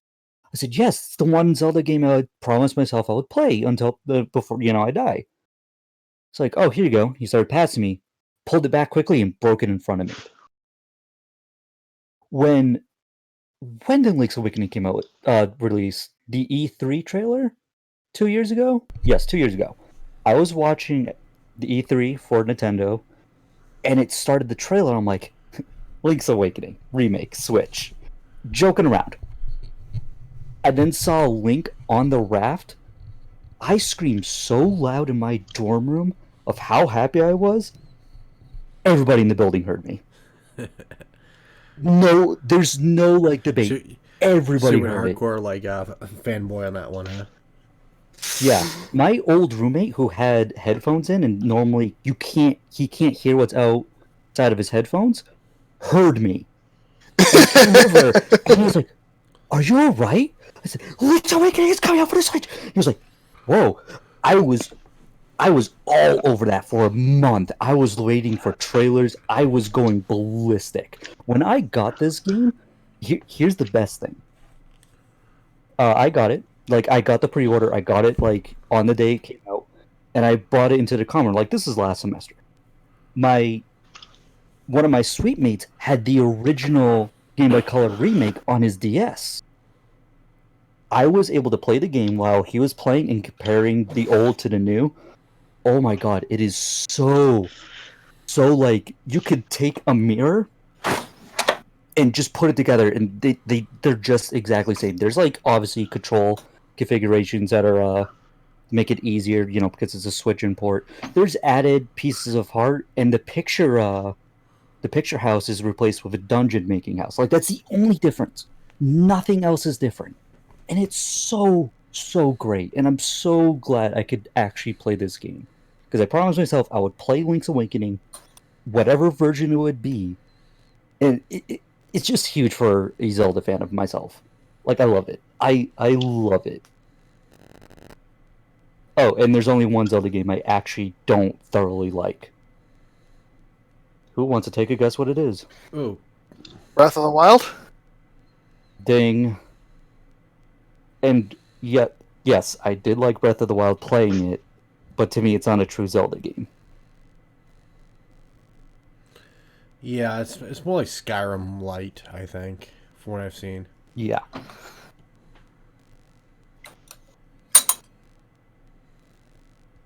But yeah, that's my like I could go on for hours about Zelda. I even have the Hyrule Historia. I want to get a big Zelda tattoo on my back. Like I'm surprised I don't even have a bunch of Zelda stuff yet. Like I'm pretty sure when I have a place on my own, my basement is just gonna have a dedicated 3-wall system of Zelda. Like that's how much I love it. Daddy duty calls. Yes, I see. Daddy duty calls. Go take care of her. All right, who's up next? It'll be That would be All me. right. You go take There you care of the kid. All right, so for me, one of my favorite series, and the one I chose to talk about tonight, is the Dragon Age series. And I was introduced to the Dragon Age series through Dragon Age Origins, through an ex of mine, and I bought it on Steam, and I started playing it, and it was great. You can, there's character customization, there's mods to clean up the way characters look. And the story is great. The story of Dragon Age Origins is about this thing called the Blight, and these people called the Grey Wardens, who are summoned to deal with the Blight. And, well, not even so much summoned, they're created by ingesting the blood of these blighted creatures. And your character is selected to, essentially be released from prison to join the Grey Wardens. And if you're me, you chose to be a mage. Mages are controlled by what they call circles of mages. It's essentially training schools with, one person in charge, and then that falls under the jurisdiction of essentially the religious order of this world, the Chantry. And we'll get into that more with Dragon Age 2, just fuck the Chantry. Yeah. Mages are strictly controlled in this world. They're not allowed to leave the circles. So, becoming a Grey Warden for your character, if you chose to play a mage, was essentially your escape, your way to see more of the world. You're out of the circle. You're on your own with with this mentor and other recruits. And Dragon Age Origins introduced a lot of characters that became mainstays in the series. It's something that I always loved about Dragon Age and that Leroy loves about the Mass Effect series, because they're both by the same developer. Decisions made in one game affect events in the next. So, should you choose, depending who you chose to romance in the first game, affects dialogue and events in the second game. Yeah, but there's some differences between Dragon Age and Mass Effect in that aspect, but I'll get into that with mine. Yes, I was just saying, it's awesome that both. That's something you and I love about both those series. Oh, yeah, definitely. Is how they weave everything together, how everything affects the next installment. Which is why BioWare is amazing. Yeah. It's why their games are usually so successful. And so, moving on, we have Dragon Age 2. You're, again, a different protagonist. You're Hawk. You can choose to be either male or female, depending on who you choose, Which is the first. And what class you... First in Dragon Age for the between male and female. Yep. And the game starts off with you running from these shadow spawn, essentially the blighted creatures that you encountered in the first game, with your family, and depending on if you've chosen to be the male or female, determines which of your siblings survives. Yeah, which actually, so the sister was pretty hot, and I was upset when she died. And I do have to say that, but. Well, it's not only just that, but it also depends on the class you choose. Me, I like to always play mages, so they killed the sister because the sister was a mage as well. If you chose to be the melee fighter, the warrior class, the brother dies. Yeah. And another big thing in Dragon Age is the Templars. Templars are created to control and hunt mages. And I say created because they are literally created by ingesting this substance called lyrium. that gives them the ability to shut down magic.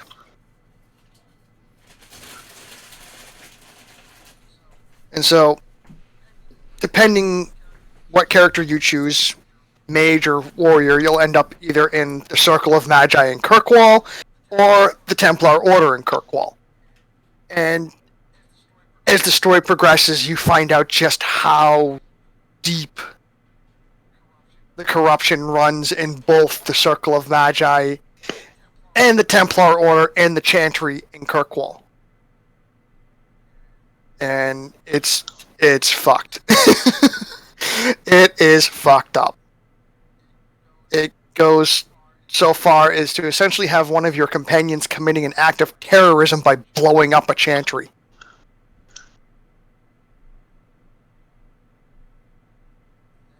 And then we get to the third installment in the Dragon Age series, which is Dragon Age Inquisition. Dragon Age Inquisition changed things up a little bit. You are now running an entire organization referred to as the Inquisition. You are recruiting Templars, mages, mercenaries, and you're, not only going on missions with your companions yourself, which was another big thing in Dragon Age, the companions and the companion stories and the interactions. And how you interact, like, you can say in Dragon Age Origins you chose to originally romance Morrigan, but then you realize, things only go so far with that, so you decide to romance someone else. The characters are aware of what you're doing, so when you go talk to them, they'll be pissed off at you, like, oh, well, fine, you're leaving me for her. And then Dragon Age Origins introduced, again, another, characters like Morrigan, Liliana, and Zevran, who carried over game to game to game. They are in every game in one way or another. Now, Zevran, for those of you that know Doctor Who, I call Zevran Captain Jack Harkness of Dragon Age, because Zev hits on everyone. He is the most shameless flirt. He hits on your character. He hits on all the companions. And he is available as a romance option for those that want it. So, then Inquisition. Like I said, you're running the entire Inquisition. You're not only taking care of missions yourself, you have to handle political situations, you have to send out mercenary bands to squash uprisings. You have to do so much more in Inquisition. Inquisition also introduced dragon hunting, which was a big part of Dragon Age Inquisition. There are several dragons that are extremely difficult fights for you to take on with your companions as you progress through the game. And they're a lot of fun. But again, they are very difficult. You need to prep big time to go into those. But like I said, the biggest thing for me is the story and how it carries over from one game to the next, and how everything affects everything else. It was the first time I played a game like that. Oh yeah, same here. And it blew my fucking mind. I really have no other way to put it other than it blew my fucking mind that they could make these games so interwoven together that the story from the previous game affects how events in the second game play. Yeah, and for me too, before we segue into my favorite game series of all time, this was the first one of those games I played too with Dragon Age, and I was obsessed with Origins. Like, you can ask some of my really close friends back in like the 2007, 2008, 2010s when I first got my hands on it, and I was obsessed with Origins. Obsessed. And it's just such a, like you said, it's great because you go from one game, whatever you do in that game continues to the next game, the next game, and the next game, which are only 3 games. But this game did a great job of that. Mind you, my only gripe with these games was the different protagonists, but at the same time, too, with the different protagonists, kind of give you different viewpoints of that world. That world is so massive and expansive. The world of Dragon Age is fantastic. Like, I've probably put as much hours into the Dragon Age franchise as I have, like, Skyrim. Like, more for me. Lot. Well, yeah, you're not a big Skyrim fan, but that's not the podcast for another day. But it's just, I was an Elder Scrolls fan, but then friends of mine played it relentlessly for months on end, and it was the only fucking thing they played, so I kind of got fed up. Well, I have to say, though, like, Dragon Age is just one of those franchises where it's just like they hit the nail on the head with every version they put out. I mean, 2, I think, is the weaker one out of 3 that I've played, but 2 still has moments where it's fantastic, and it's not a weak game. It's just, it's not as good as Origins, it's not as good as Inquisition. But I will agree with that. So, it like I said, 2 is still an amazing game, and one of the main companions from 2, the dwarf, his name escapes me at the moment. The beardless dwarf. I wonder where I got that from for a D&D. Yes, I know he inspired characters of yours, but his name escapes me at the moment. But he carries over. He is one of your main companions in Dragon Age Inquisition as well. He helps you run the Inquisition. He's there, he's one of the better companions that you can put into your main party and take into battle every time. Pretty much, if you like D&D, you like Skyrim, this is a game that dwarfs both those franchises. Well, doesn't dwarf D&D, but if it... Nothing can really do that, let's face it. In my opinion, as a big fan of Skyrim, these games dwarf the Elder Scrolls as far as absolutely. As far as story, because the Elder Scrolls are fantastic games, but Dragon Age took that idea and perfected it, I think, in every aspect. Absolutely. Word. It's just like they took a fantastic D&D campaign and made it a game, pretty much. Like an idea for a D&D campaign and made it perfect. Really. So that is a great way to describe it. So let's stay on the topic of world changing and let's go into mine, shall we? Moving on to Leroy, we have the Mass Effect. So Mass Effect, I had played Dragon Age Origins to the point where I've done everything. So one of my good friends, I will put on this channel, I will name him personally because I know he's not listening to this, and I know I've not spoken to him in many years, but Matthew Walker, I owe you big time for this. I owe you. Mass Effect is my favorite game franchise. I have never seen such a well-written story like this. This is just fantastic. And 3 had its problems. I understand that people who are fans too, but 3 fixed those problems and made it a better game. So, the Mass Effect franchise is pretty much you take Gears of War, Star Trek, and Halo, and have a really Haiti love child out of them and make something beautiful out of it. That's the best way I can describe Mass Effect. My gamer tag on PlayStation Network is based off Mass Effect. All right, this game is phenomenal. This game series is amazing. So it starts off where you are a human from Earth, and they just discovered the mass relays. Well, the mass relays are pretty much the ways to jump into hyperspace. And that's how they discover other civilizations. It's only, I think, about 40 years since that has happened. Maybe 60. I can't remember the exact dates. It's been a while since I played the games.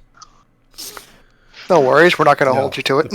My biggest issue is that my games are on a Xbox 360 at someone's house. Man, we keep mentioning him. Well, the save files are. The actual games, 1, 2, and 3 are next to me. But the number 1 is on that hard drive. Now the point, I digress. So you start off as... We'll get into roasting that friend of ours another podcast, which I will bring him on to roast him personally. Oh, absolutely. So you start off as a human soldier, part of the N7 class, which is the highest class ranking you can have for a soldier for the human race. And you are the first person to be sought out to be what's called a Spectre, which is this is like fucking black ops of the entire council of all the fucking planets and all the fucking galaxies out there. So you become the cream of the crop of the soldiers. You being sought as the first human, and the mission goes completely fucking wrong, horribly wrong. And there's this race called the Protheans who went extinct, and they don't know why they went extinct at first. Turns out this race called the Reapers. They come around every so often to wipe out the entirety of all the galaxies, except for the Milky Way, because they kept missing that one because it was so underdeveloped, aka our galaxy. So then we find out these humans are a lot more developed than they're supposed to be. The Reapers say, you know what, we're going to fuck them up. And that's where you go through the other games. And this game is a lot like Dragon Age, where the decisions you make in Game 1 carry out to Game 2 and Game 3. But, unlike Dragon Age, you're the same protagonist in all 3 games. And there's another game in the series called Andromeda. I've not played it yet. It's like a spin-off, pretty much. It's years after the third game ends, which is why I'm interested in playing it, because the way the third game ends, but that's something I'll get into in a few minutes. Like, I'm not going to give you the spoilers, what happens, but I'll give you the gist of why people are iffy on the third game. So, you go through the first game, the combat system is garbage, but you get used to it.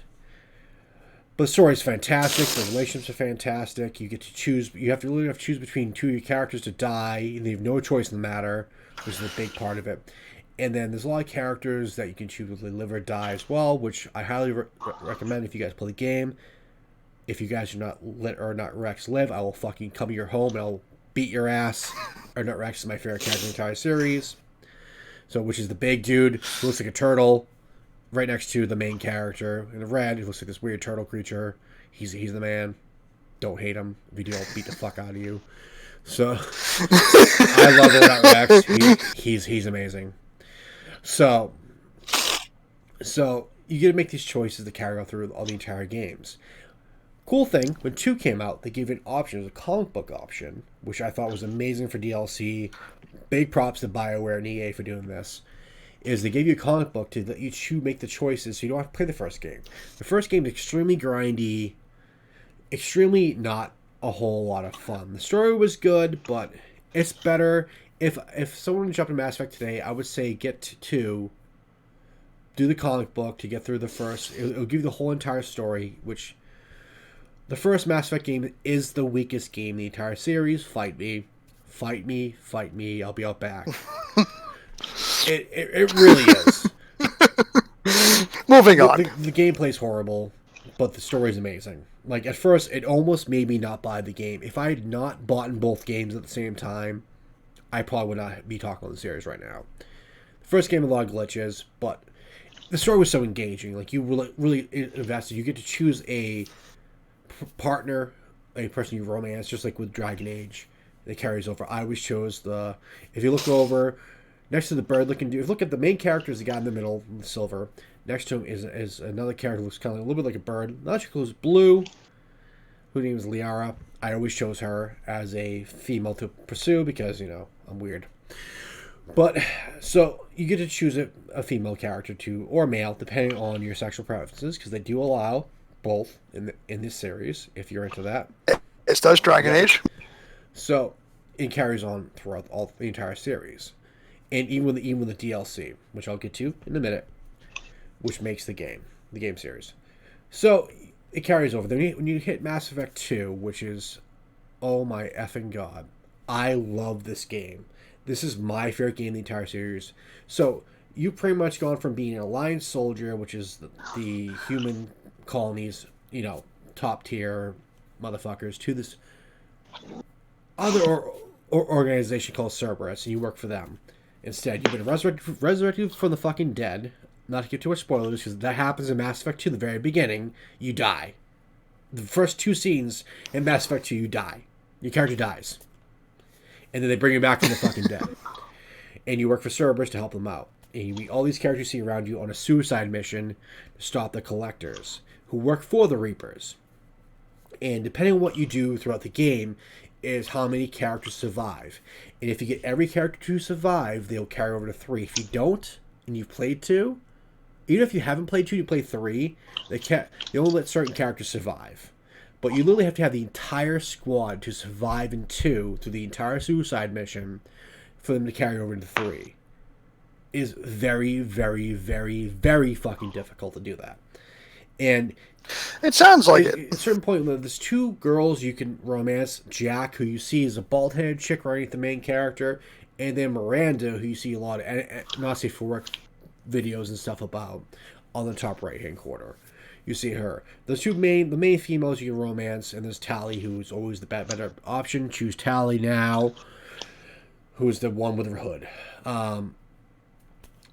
And if you choose how the dialogue goes wrong, one of them will die. Yeah, that fucks up your entire third game. So don't do that, please. Do your research before you jump into 2. But overall, that's when you get the better gameplay. Or don't play through and learn from your mistakes. Exactly, but overall, the gameplay is so much better. You get to jump into a third-person shooter that's actually feels like Gears of War, feels like you're playing an actual thought-out third-person shooter, along with an RPG. That's why Mass Effect 2 is fantastic. The story's great, the choices are great, the character development with all the characters is amazing. Every character in that game is amazing. Their backstory is amazing. It's worth playing this entire game through, 100%ing it, because every character is that great. Then you get on to Mass Effect 3. Oh boy. This game is amazing. Okay? For one, the game is better than 2 in gameplay. Like, the actual combat's better. Because you actually get to pull off this fucking laser sword out of your fucking gauntlet and stab people in the fucking face, which is amazing. But then there's a problem. I played through the entire game on Cloud 9. They got to the ending. And they did not give you a clear ending. Fans rioted. Returned the games, mass emails to BioWare and EA, the point where they had to release free DLC that fixed the ending. That's how bad people were pissed off about this game. I remember returning, I beat the game, went to GameStop, slammed the fucking thing on the ground and said, I want to return this. And a month later, they fixed it. They gave us a true ending. They gave us what happened to everyone else. And then BioWare said, you know what? We're going to throw a party in the DLC. And they released the Citadel DLC, which brings back all the surviving characters from all the games to one massive party. And they'll get drunk, and you can see interactions between characters throughout the entire... If you play the entire series and made certain options, it gets brought back up. It's like getting all your friends back together into one series, into one little final party before the end. And it brings... Like, at one point, one of the characters, Grunt, which I'll bring back up too.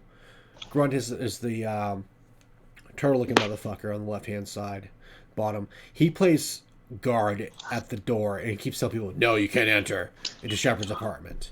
It's friggin' hilarious. You're talking the one in the silver armor or the blue armor? Silver. So if you go... Right. Go back to here. The silver armor. So there's only a few characters carried through the entire series, and the one in the blue armor carries through the entire series. He's like your character's best fucking friend. So, he's amazing. Absolutely amazing. Garrus, his name. I love him. I love Garrus. He's my favorite character in the entire series. But... So they fixed the DLC. They brought some great things back. And they're able to bring character relationships back. And pretty much gave you a nice closing point in the series once they released the DLC. And made this game worth playing. I would almost say I enjoy 3 better than 2. But the only thing I enjoy more than 2 is the DLC in 3. And the combat in 3. 2 is a better story. So, and then Andromeda came out. I've not played Andromeda. A lot of things going on in my life at the time when it came out. I didn't get a chance to touch it. Every time I see it, I look at it, and I remember the trilogy, and I'm like, this is not the trilogy, Doug. You probably will not like this as much as the trilogy, so don't touch it. Because this trilogy, in my opinion, is the best trilogy of games to come out in the last 20 years. It's just, that's how well done the series is. I would recommend to anyone out there who wants to get into like Space Age type of game, go on Origin right now on your PC and pick it up. Unfortunately, PS4 doesn't have the trilogy. Xbox One does, though. If you have an Xbox One, pick it up. The trilogy is definitely worth it. Whatever it costs on there, I don't know off the top of my head right now. Pick it up. It's a great way to play. It was a great way to spend some time in the quarantine. Great story. If you like Star Trek, if you like Halo, if you like Gears of War, you like an angry love child of that, you got Mass Effect. That's the game series you want to play. It is fantastic. I have a lot of good friends outside of the podcast right now, which I wish one was on here, Gary, to agree with me on this. The series is phenomenal. People out there should play it. Like, I cannot recommend the series enough. Like, it's that good. If you like Dragon Age, you like Mass Effect. It's space Dragon Age. But my opinion, a little bit better. It is. It's a little bit better. A sci-fi Dragon Age. A little bit better. The story. Just a little bit better. And not by much. Like, Dragon Age would have made my favorite list if Mass Effect did not come out. Because it's only a little bit better. If they didn't fix 3... Here's the other thing is, you're also more of a sci-fi guy, while I'm more of a high-fi. I don't like Star Trek. I'm not a big fan of Star Wars. I'm not a big fan. How dare you? I'm not a fan of Halo. I'm not a big fan of the Gears of War series. But I love Matt. I'm leaving. But I love. I wasn't gonna say it tonight. I wasn't gonna say it. Yo, you pimp. No, chimpin'? I'm not. Yes. So this. See what you did, Doug? You made him say it. This game series. Yo, we put chimpin' in here. This game series is that good. Like I said, I'm not big into sci-fi. Like, the only sci-fi thing I like is the Fifth Element. Is my favorite movie, or one of my favorite movies of all time. And you're starting to redeem yourself. So very slowly. Mass Effect. It's still not redeeming for me. Mind you, I grew up on Star Wars. I enjoy Star Wars. I'm not bashing on Star Wars. I don't like Star Trek at all. Sorry. Gay. But Mass Effect made me enjoy a story like that. Like, I'm not into space age stuff at all. Like, when you said, "Oh, Doug, you're not," I'm not at all. I actually don't like that kind of stuff. Hold on, wait a minute. Besides Gundam, Gundam doesn't count. Okay. Gundam is big robots swinging the dicks around. Okay. Wait a minute. Hold on. But what about Cowboy Bebop? That's different. Cowboy Bebop does not count. Yeah, it's a space western. Okay. It's a space western. Leave it alone. But it's still in outer space. Doug, you're making no sense. It doesn't matter. And that's anime. I hold on a different tier of weirdness. Okay, that's very fair. But there's a Star Trek anime. I like Star Trek. I don't like Star Trek. I'm sorry. I'm not Trekkie. I'm not a Star Wars. I'm not a huge Star Wars fan either. I like The Mandalorian. I like the original trilogy. I haven't seen much of the newer stuff of Star Trek, but that's another fucking podcast. So we'll leave it at that. Yeah, you gotta watch it. So now we're getting into another segue, because I'm going to end it right there with Mass Effect 3 being awesome, and Mass Effect series being the one game that all you guys must play. If you don't play, I'll come to your house and shit on your porch. So moving on from our favorite game series, next up is our favorite game companies, and kicking this off once again we have Sprinkles. Why am I always the target? Listen, Zen kicked off the first two, you kick off the next two. Deal. Damn, so aggressive. I like it. He likes it like that. Oh my. Yeah, I do like it like that. And we know you're a bottom bitch. Wow. Anyways, let me see. My favorite gaming company. Alright, it is Naughty Dog. Despite me loving the Metal Gear franchise, I can't say Konami's my favorite gaming company because I've only played one Castlevania 64, and everybody tells me a game is trash, and I go, oops. Yeah, you fucked up. And I mean, I never really played Castlevania, ever. My buddies play Symphony of the Night. I enjoy that game. It's the only one I actually enjoy. I can't. Why not? It's on PS4. Well, then again, I've seen the anime. It's good enough. Play Symphony of the Night. It's on PS4 in a bundle. It's fun. I do agree. Castlevania isn't as good as Metal Gear Solid. I do agree with it 100% on that point. It never will be. So, I agree. I'm sorry. I agree. But anyways, back to the topic at hand. Naughty Dog is a gaming company that not a lot of people will be familiar with until I start talking about the games that they produce. Now, their first, most popular game is Crash Bandicoot. Yes, they're the makers behind Crash Bandicoot, which is a super popular game that's said to be the face. I hate to say this because, Leroy over here is a very, very huge Final Fantasy VII fan, and Host Lobo, but Crash Bandicoot takes the title for the mascot of the PlayStation 1. It does. It really does. And Tony Hawk's Pro Skater. They really tie that. Like, if you're talking, like, any PlayStation 1 game where it's like, oh, Crash Bandicoot, like, Final Fantasy's going to be up there. Crash Bandicoot's going to be like, oh, there's been, like, so many, they're all good. It really like, all depends that. on the generation, too, who played it. If you start the first generation to play PlayStation, they're going to say Tony Hawk's Pro Skater. If you talk about towards the middle of it, it's Crash Bandicoot. Because I think they came out, like, a year or two apart. I might be wrong, though. Don't quote me on that. Because I've noticed there's been a difference between the age groups. So some say Tony Hawk's Pro Skater was the face of PlayStation 1. Like, the two big characters that everyone's going to recognize are going to be Crash and Spyro. Yeah. I forgot about Spyro, too. Yeah, you're absolutely right. Mind you, as a guy who only played one of the Spyro games. So, and I don't include Skylanders. My stepson loves Skylanders, but I've not actually played it myself. So, that's the characters that everyone's going to recognize. And put that damn flashlight down. So, back to the matter at hand, though. I don't want a hospital trip tonight. Each what's it called? Each generation of the gaming console that came out for the PlayStation had a Naughty Dog game for it. Like, for instance, PS2, Jak and Daxter. No, it might not be the front line of the PlayStation 2, but it was still extremely popular, and there was no bad games except for Final Frontier, which is not made by Naughty Dog. It doesn't exist, guys. It really doesn't. Or you'll all burn in hell, and I'll visit you there soon. Wait, back up? What?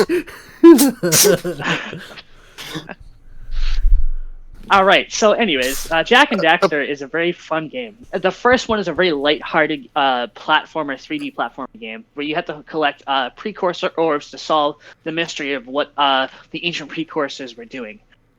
The second one got a lot more edgier and badass, and his favorite one, Jak gets infected with dark eco, which is like think of like the most foul thing ever injected into him, and he's just like, yo, I'm every single 90s comic character, but better. And then the third one, it's good, but it doesn't take the cake for the second one. Basically, Jak gets light eagle. He can travel back in time, do a lot of overpowered shit, and break the game. But that's later on. For the second one, the third generation console, PlayStation 3, Uncharted. Uncharted, to me, was the best thing coming out of PlayStation 3. You guys can fight me on that. I think Uncharted is the best thing that came out in that console. I think it really did. Uncharted is a game series that basically takes Tomb Raider and puts it better. Yeah, fight me, Tomb Raider fans. What's up? I'll meet you down there. I agree with you on that one, dude. Like, Uncharted is way better than Tomb Raider. Sorry. Lara Croft is waifu material. She's a staple in that kind of... Yeah, triangle boobs. She's a staple in that kind of game series, but I believe Uncharted took what Tomb Raider was doing it and did it better. I'm sorry. I completely agree. Uncharted is way better than Tomb Raider. Sorry. But it's the fucking truth. Like Leroy, do you remember when you were talking about how Mass Effect was all these games put together and put a baby? Yeah. Uncharted is the combination of the Resident Evil third-person shooter with Assassin's Creed's platformer and climbing and hazardous things with Tomb Raider's adventure and put it as a baby. Exactly. 100% I agree with that. It really is. And it is by far, it's so fun and addicting. The main characters, they're so funny, they're charismatic, they're likable. They're just just great. They took what Tomb Raider should have been, and especially with the character engagement and how you actually kind of you fell for the characters. You actually related with the characters. You actually got to enjoy them and their interactions, and that's what the great thing about the Uncharted series is. It's just a fantastic. And Nathan Drake, by the way, one of the funniest comical characters ever. He's always got something to say. He's sarcastic, or he's flirting with women. He's basically, if they made a movie of it, it's basically better Indiana Jones. Yeah, fight me again, guys. Dude, it's funny you brought that up too. They made a fan film, dude, last year, wasn't it? But no, I'm not talking about that. So, but my buddy RJ and I always talk about Nathan Drake is a young Indiana Jones. He is like Indiana Jones. I swear to God, these creators said, okay, let's make a Tomb Raider Indiana Jones game, but let's throw in the mechanics from Assassin's Creed and make this good. And they slammed it all together and made this fantastic franchise. There's 5 games in. I've only played 3 of the games out of the 4 with Nathan in it. And the 5th one I haven't played yet. Maybe you have, Sprinkles, but I have not had a chance to touch that game yet. Oh, Uncharted 4, you mean? No, no, not Uncharted 4. I played that one, but the one after that, the one with the 2 chicks in it. Oh, that's not a. It's not really a new game. It's basically like either it's add-on or a separate game altogether. Yeah. For the fourth one. I heard it's good. Like it fills in the block about like what happened to the female from the second and third game who went missing. And then we finally get to the other one that goes from PS3 to PS4, but I more than say count it as a PS4 game because it won the Game Award twice. You heard me. It's gonna be on PS5 twice. too. It's gonna be on PS5 as well. Don't forget. It is The Last of Us. The Last of Us is a very emotional game where the dialogue is rich. It is so like it keeps you at the edge of your seat. You think like, oh, it's a typical zombie game. If not, it basically makes you think. It's basically like Resident Evil, but it's not like a lot of collect guns, collect ammo. No, this game is sneak past. Don't get caught. It's The Walking Dead. If The Walking Dead was actually good, fight me. Yeah, it's not it's not people arguing and sometimes zombies show up. It's not, no. So I gotta ask this: are we going through a checklist of how many fandoms we piss off in one night? I guess so. Yeah. This might be a recurring thing with our podcast. I hope it isn't, but it's. I swear to God, I'm gonna have to start keeping track every episode of how many fandoms we piss off. Yeah, I mean, yeah. So continue, Sprinkles. I think we're up to about 6 or 7 on this episode alone. I think we hit a lot with the after hours show, which is gonna go on YouTube tomorrow as well. Which is me, you, and Sprinkles. I think Sprinkles pissed off a lot of fandoms. Sprinkles, I commend you for the trolling, but yeah, I think you pissed off a lot of people. I didn't troll. It's telling the truth. Anyways, continuing on. So basically, my general overview of Naughty Dog is that they never really made a bad game. Like people argue and say, "Oh, Uncharted: The Golden Compass." Keep in mind, Naughty Dog did not make that game. They produced it. There's a difference. They did not have. They basically took the side companies that did it and they said, "Oh, make this a handheld game." It was right. It like if you look at like Metacritic, it gives it like a 73% out of 100.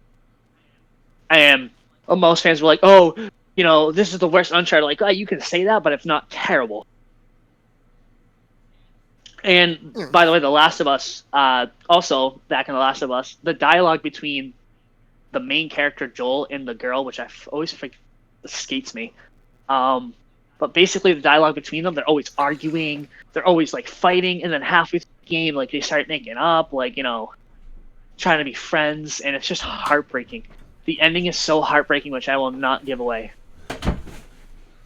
That's good. Because it's not what you guys think. Like, you guys think like, oh, this is gonna happen? It doesn't. But anyways, general overview, Naughty Dog's a great gaming company.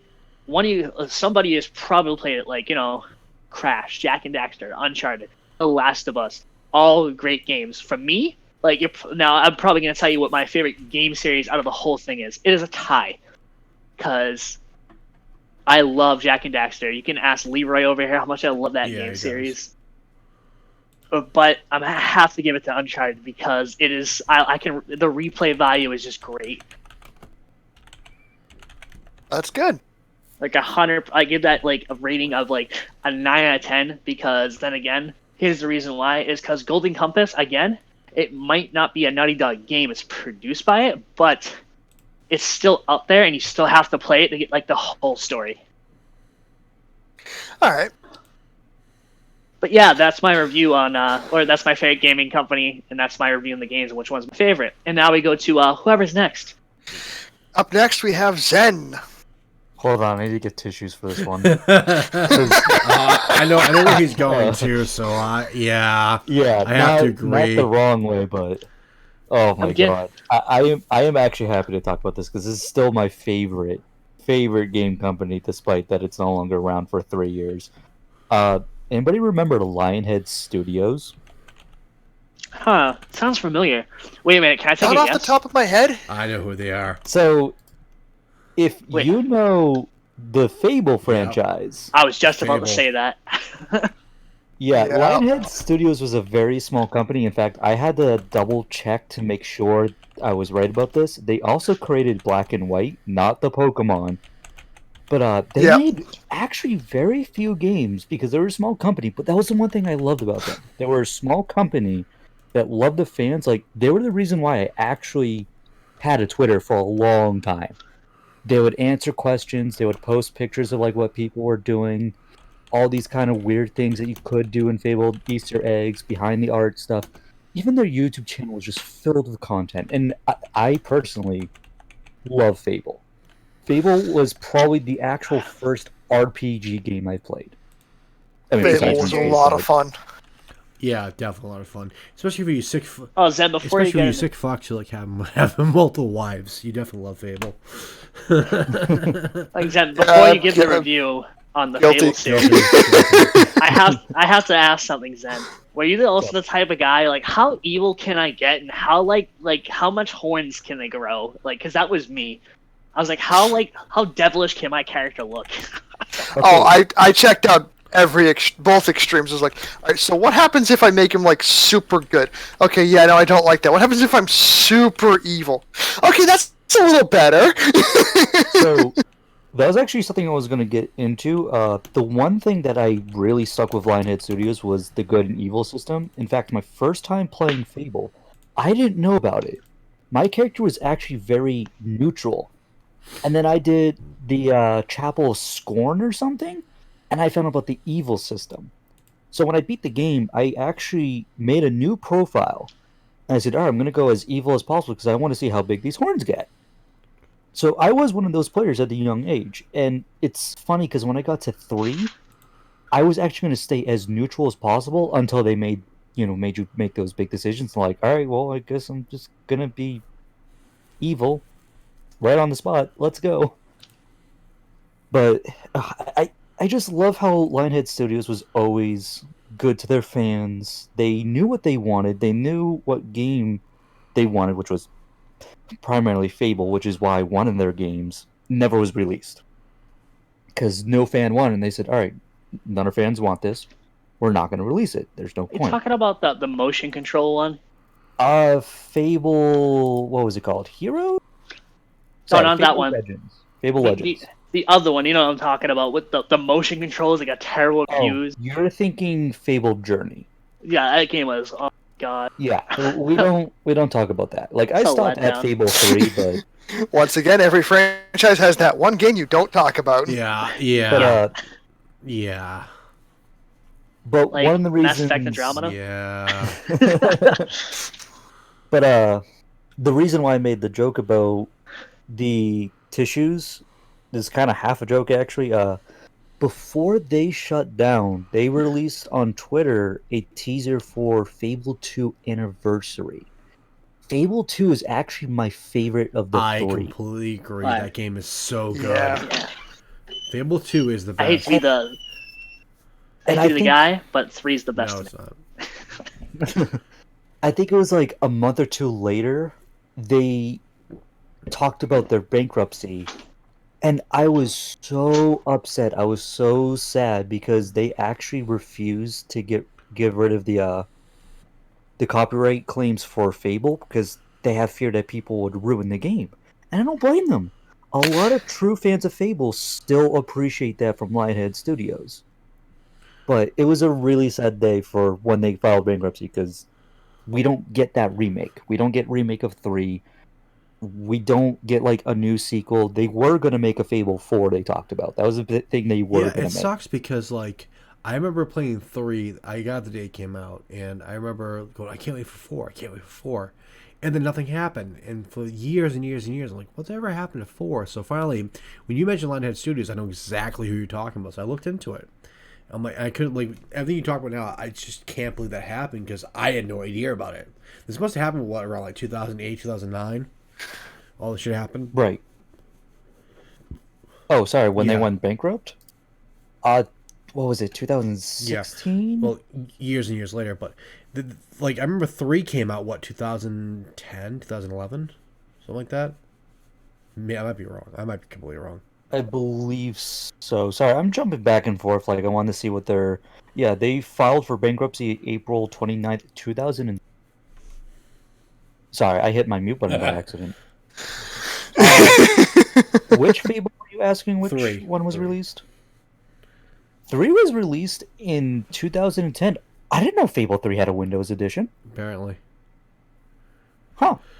Okay, I might have to find that. So yeah, I'm sure you can probably find that on Steam. So I remember being on unemployment and playing Fable 2, like to no extent. And I remember when Fable 3 came out in 2010, I bought it, and I played the hell out of all three of those games. And I was really sad to hear, like, because I was wondering what happened with Fable, because, mind you, I switched from Xbox to PlayStation, so I expected full-heartedly to miss out on Fable, and Halo and all that other garbage. But it's when Lionhead was like Fable's held a special place in my heart too. I love the Fable series. It was fantastic. It sucks that we're not going to see that come back. Probably not ever. If we do, Yeah, it was just such. like They were ahead of their time. They really were. if they ever, for a reason, Fable 2 does get a remake, I will absolutely buy like some collector's edition, because like I said, that is my favorite of the three. I love Lionhead Studios. If they were to ever get a company to do it, like, they would have to trust someone, obviously, but I would buy it in a heartbeat. Like, that's what I did with Anniversary. I think I straight out got the money I needed for Anniversary, went to GameStop and like, hi, I need this for Steam. How do I get it? Hey, BioWare. Hey, we're talking to you. Do this. So, like, I was like, hey, here's my money. Take it now. In that moment. Like, if I had more, I would have probably bought, like, I think it was Xbox 360 the Anniversary came out still? Or Xbox One? I would have bought an entire system if I wanted to, just to play that game. Like, that's how much I love the company, because they knew they wanted, their fans wanted a remake of the first one, because there was a lot of issues, and plus the PC and Xbox edition had two differences. There was a full story that was never completed on the Xbox, and I don't remember why they did that. Like, I think because they had feared that it was too long of a game or something because of it, or didn't fit, but fans loved it, and they're like, all right, here's some exciting news about the Anniversary. We added this entire story.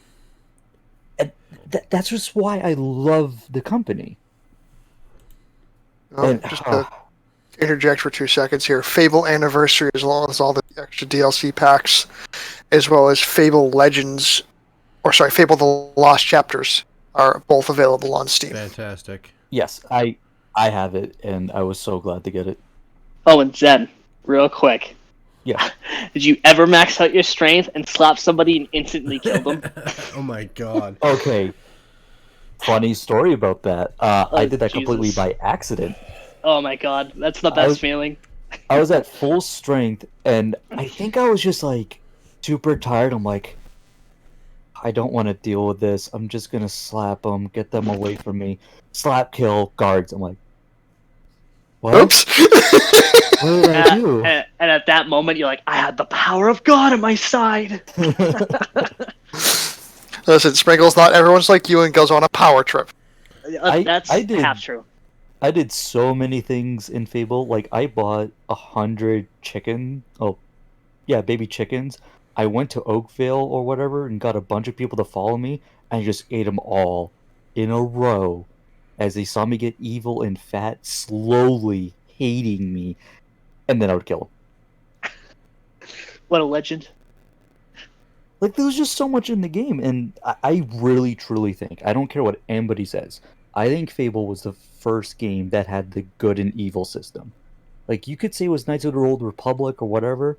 This game fully fleshed it out and made it work.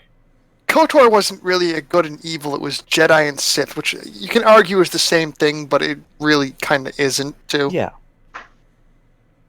But, like, it's a perfect system, I think. And, like I said, if Fable 2 were ever to have a remake, well, sorry, not remake, an HD remake, I don't want a remake, please don't make a remake, I will be so mad. The word you're looking for is an HD remaster. Yeah. Yes. I would buy it in a heartbeat. Because that's what I did with Anniversary. As soon as I saw a teaser trailer for Jack of Blade's mask showing up and he's saying, guess who's back, Albion, I was like, oh my god, I need it. Yeah. And also, Zen. Yes. Talk about like how hard it is to actually be good in that game. Stupid hard. Oh. Seriously. Oh, it was so hard in the first game. Second game, a little easier. Third game, your first playthrough, you would not be good. No. I will guarantee that. They made sure of that They one. really did. You just like really kill the threw it. evil guy, corruption level 100. You're like, oh shit. That third game, man. It Oh my was god. just- I thought it was the best. I know you guys No, don't think so, but I thought it it's- was. I have to say about Fable, all 3 games are solid. I don't think there's one game that was bad. All 3 of them were great. The trilogy, Right. That's it. Like when Zen said he wanted to do Lionhead Studios, I was actually ecstatic about that because, like Mass Effect and like Dragon Age, there are 3 great games, mind you. But Dragon Age 2 was the weaker one. Mass Effect the 1 was the weaker one. But unlike those ones, Fable had 3 great games. So like. Fable didn't have a weak installment. Out of the trilogy. I mean, there were spin-offs that were bad, I guess, or spin-offs that were talked about that could have been bad that they didn't end up doing. But at least Lionhead had the foresight to say, you know what, we want to make good games, and we did, and they did that. I think, because even though they're defunct now, I think they put a nice stamp on the game community for what they did. I think they put their name out there, and yeah, not a lot of people know who Lionhead Studios are, but I think everyone in the game community knows what the Fable franchise is. Oh, I mean, absolutely. especially in our age group, between 20, Absolutely. 21 and 37. It's what Fable is. You played Fable. I think almost every person who's touched an RPG game in our age group has touched Fable. It's just one of those great franchises. It's a staple. It really is. And the systems in the game weren't overly complicated. No, it really wasn't. It was a simple game to play. Mind you, some of the stuff got a little complicated, but it made it fun. It made it not overly complicated, and it made you want to keep playing the game for hours on end. Yeah. Yeah, it got a little complicated, but like I said, it wasn't overly complicated. Right. They made it more interesting. They wanted to challenge you by making things a little more difficult for you. Like, hey, sure, you can figure all this out, but can you figure this out? Or even better, so there's a bunch of bad guys. Do you kill them or turn them into police? Oh, but if you turn them into police, it's going to take a long way. Yeah. Oh, the choices. Oh my god. Oh my! I want to spoil something. It's not really a spoil, but like I think it was Fable 2. Remember the ending, Zen? How it's just like, oh yeah, there's 3 different possibilities. You can either revive your dog, or save all the people that died, or be rich. And I'm just like, I'm saving the dog. Like, screw the other people. Seriously. It was Fuck everyone else. Give me my dog back. I'm like, he was helpful. Yeah. Funny thing about that. So, the options are what you said. You could either get a bunch of gold, which if I remember was 1 million gold if you chose it. Bring back everybody alive, which also include like your wife and your children. Bring back people that's only who's brought back. Or your dog. My first playthrough, I brought back my dog. Guess who else was alive? My family. Really? That was weird. I was like, wait, what? I guess they're your bitches. And I thought like, okay, well maybe I heard the thing wrong, and I did do a second playthrough, and I chose money because I wanted to see how much it was. This time, no one came back. Jesus. I'm like, what's going on? So third playthrough, I wanted to test it again and go to the dog. Family didn't come back. It was just a random glitch I got on my first playthrough. That is interesting. And that's very rare for like Fable to have a glitch. You will very rarely find glitches or even any exploits. Actually, I've seen speedruns, and I've seen a speedrunner talk about one like thing they could do in Fable 3. Like, so if we fail the 5th time, it cannot be done because otherwise I'll be sitting here for 2 hours trying to do it. That's how secure they made their games. I'm not saying the games are flawless, but they did everything they could to make sure those games were done well. And you really can't say that about a whole lot of creators. Like, there's a good handful of creators out there who made sure the games were that goddamn good. And Lionhead Studios definitely definitely was that group that did that. They did their best to make their games airtight. Yes. Like, the only glitch I can possibly see that happens to the best of us is like your dog somehow goes missing, and you're like, where the hell did he go? Yep. Like, where the hell did that dog go? But then you figure out it's either not a glitch or it's like, oh, bark, bark, there's a treasure. And I'm like, oh, sweet. And I dig it up. It's like 100 gold. I'm like, this dog is useful. Yes, he was. When he died, I was like, no, I'm bringing him back. And it was like choice number 1, bring your dog back. I was just like, screw I'm the other pretty sure ones. all of us did that too. I think the funny 'cause thing was, if you're the all type of of us guy- did that. Yeah, if you're the type of guy like, oh, bring back my family, you're just like, you know what? Animal cruelty. Nobody likes you. Dude, were we talking about like with Type 0, how the fucking Chocobo like screamed and died? And then we get to this, like, yeah, let's save the dog. I think most gamers like, let's save the dog. You know? It's like, Yeah. fuck humanity. Seriously! Let's just save the animals. The fucking dog was more useful than 90% of the people in the game anyways. Yeah, even once you paired up with somebody, like, I'll pair up and help you, my dog, yo, I got your back no matter what, dude. The NPC shoots an arrow, my dog goes out there and fights everybody. That's Seriously? literally them. The dog was better than the people. He really was. Oh He yeah. really was. And no matter what decision you made, he was always there. You could be the most evil, rotten son of a bitch on the planet, and that dog is right by your fucking side the entire He's time. wagging your tail as you're killing people. Gamer's best He friend. really was. He really Yep. was. That dog was awesome. He really fucking was. Which is why most of us just said, fuck everyone, give me the dog back. Pretty much. Which is pretty funny if you really think about how our personalities are as gamers and human beings. We're like, yeah, let's save the dog. Fuck all you assholes. It's really funny when you think about it years later, because you think about you can get 1,000,000 gold, which is super easy to get in the game anyway. Bring back your family, or just make a new one, Yeah. and then Yeah, it's your only 'cause options you're evil. You're split for the dog for this. You either have your companion who helps you find treasure, or you're trying to fucking find the treasure on your own. Dog, Ah, yeah, I find the know. treasure on your own. Dog, Yeah, and then, treasure on your own.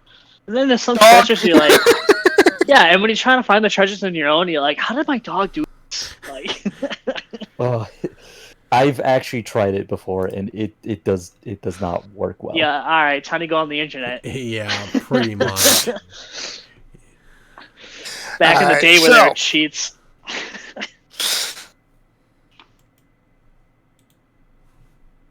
But that's about what I have. Like, I think I got everything out of my system about that. That's awesome. Alright, so up next, I believe it's me. I believe so, yeah. Yep. All right. Let's get to you, Captain Lobo. Let's see what your favorite fucking game company is, even though it's already on the screen.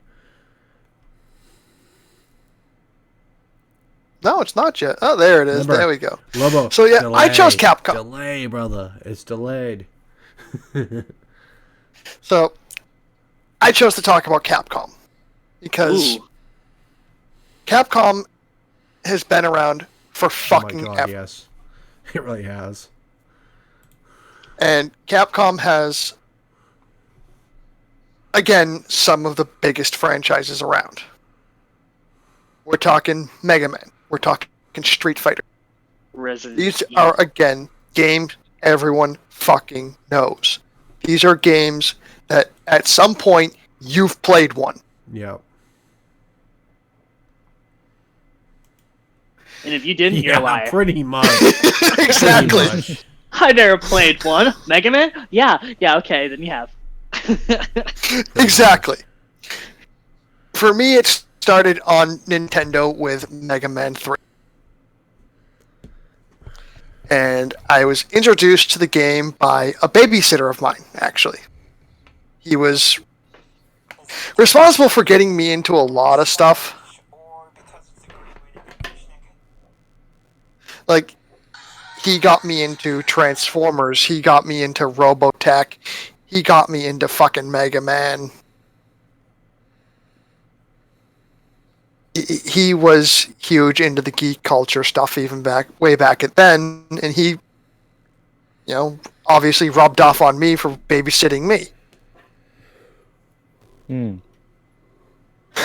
And I mean, I even remember he was a collector. He had a original Gen 1 Megatron still in the fucking package.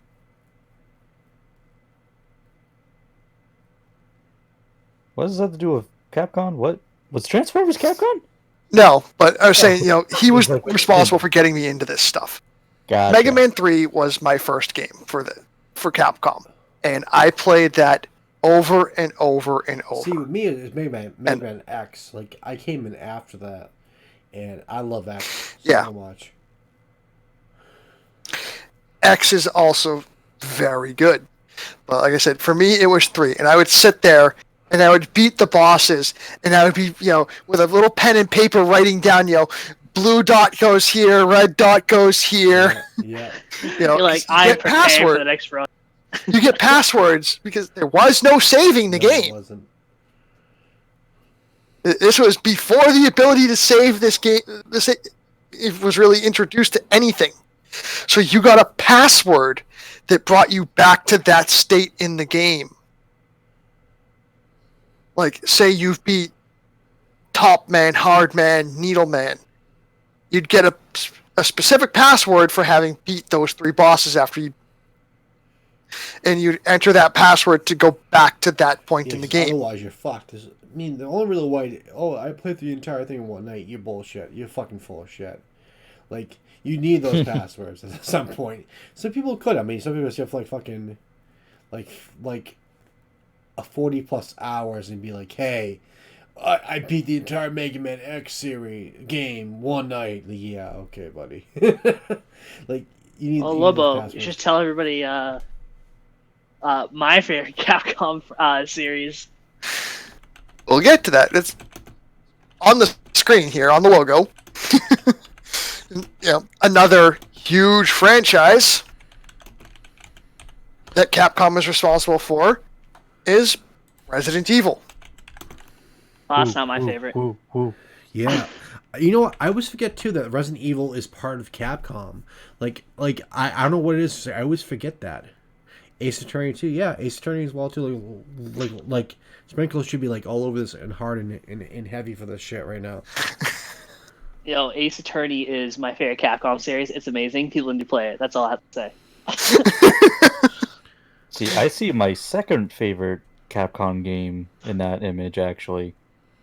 See, for me, one of my favorites will always be Devil May Cry.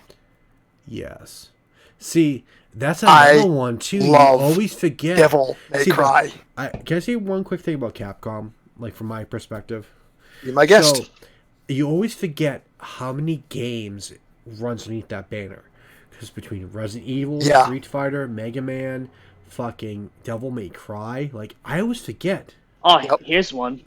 Ghost and Goblins. Yeah, I actually had that. Yep. It's just there's so many games under the Capcom banner. It's ridiculous. Like, it is absolutely... Isn't fucking, like, Dead Rising. Dead Rising, too. Isn't fucking Pac-Man any Capcom, too? Yeah, no. That's Namco. Sorry, Namco. It's just... They did have a crossover game. There's been so much stuff Capcom has done between Marvel versus Capcom before. There's so much stuff that they've done, it's just you forget. That you forget the fact that Capcom's been there since the original Nintendo. It's ridiculous of how much shit that Capcom has done. And like I remember, like, as some people may or may not know who listened to podcasts before the last episode, I handle all the tech stuff. The images you see on the screen, I put up. I handle the recording, I handle the streaming. Hence why I always put out Uncle Leroy Presents, because I actually go through all the process of getting this to you guys through OBS and whatnot. One of the fun things to get to do in OBS is put images you see in front of you. And when I asked these guys, what is your favorite game company? Alex at Capcom, like, dude, that's a really good one, because you always forget of how much shit they have. And the image I picked for this, if you guys can see, I mean, it's a little bright in my opinion. I couldn't find something a little bit darker, but it pretty much shows like the big names in Capcom, but there's so much more in depth to Capcom. And you're right, since the original Nintendo, Capcom has been there.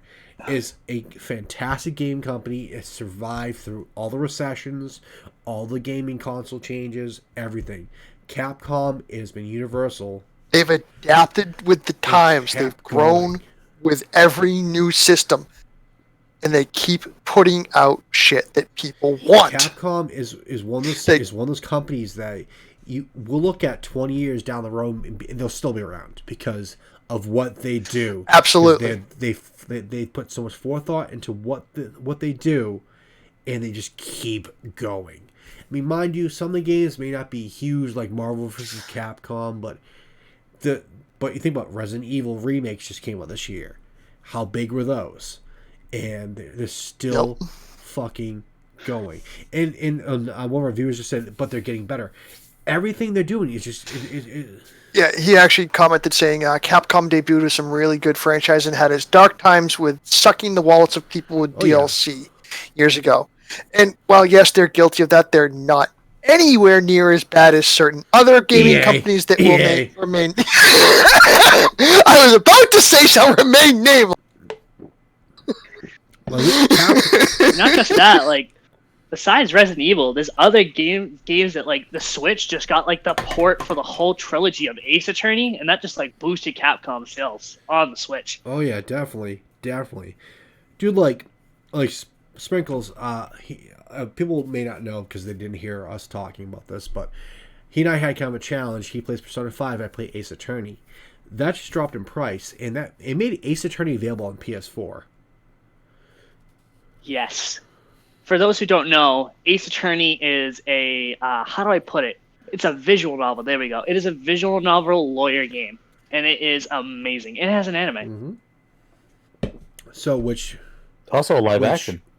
We'll get into our next week's thing. Next week is our anime week, so people, the weebs out there, will cry and rejoice in it. But anyways, continue, Alex.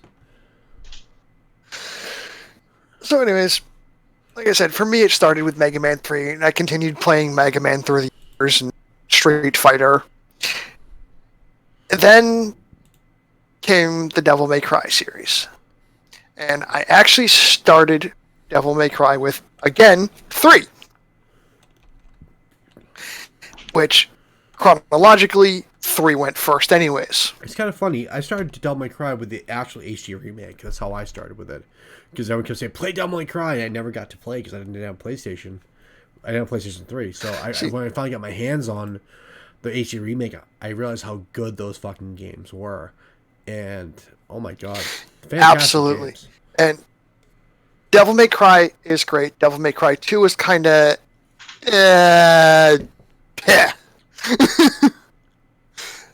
DMC 3 was amazing. That was the one that hooked me. You can ask the same person that has your Xbox. Yeah. Can I just say... He saw me put hours upon hours into Devil May Cry 3. By the way, I just want to give a shout out to our viewer. Your account was created on my birthday, so props. Guardian, thank you very much for watching our podcast. I really appreciate that. Anyways, continue, Alex. Sorry. And yes, the Capcom arcade cabinets were a lot of fun, especially like I always loved the Marvel vs. Capcom. Oh yeah. Ace Attorney's playable character. Oh yeah, I remember he is one, huh? Yep, Phoenix Wright is a playable character in Marvel vs. Capcom, and it's hilarious. I heard he's one of the most busted characters because his main move is objection, and it's a range attack. It is, and it just stops anything. It interrupts every fucking move.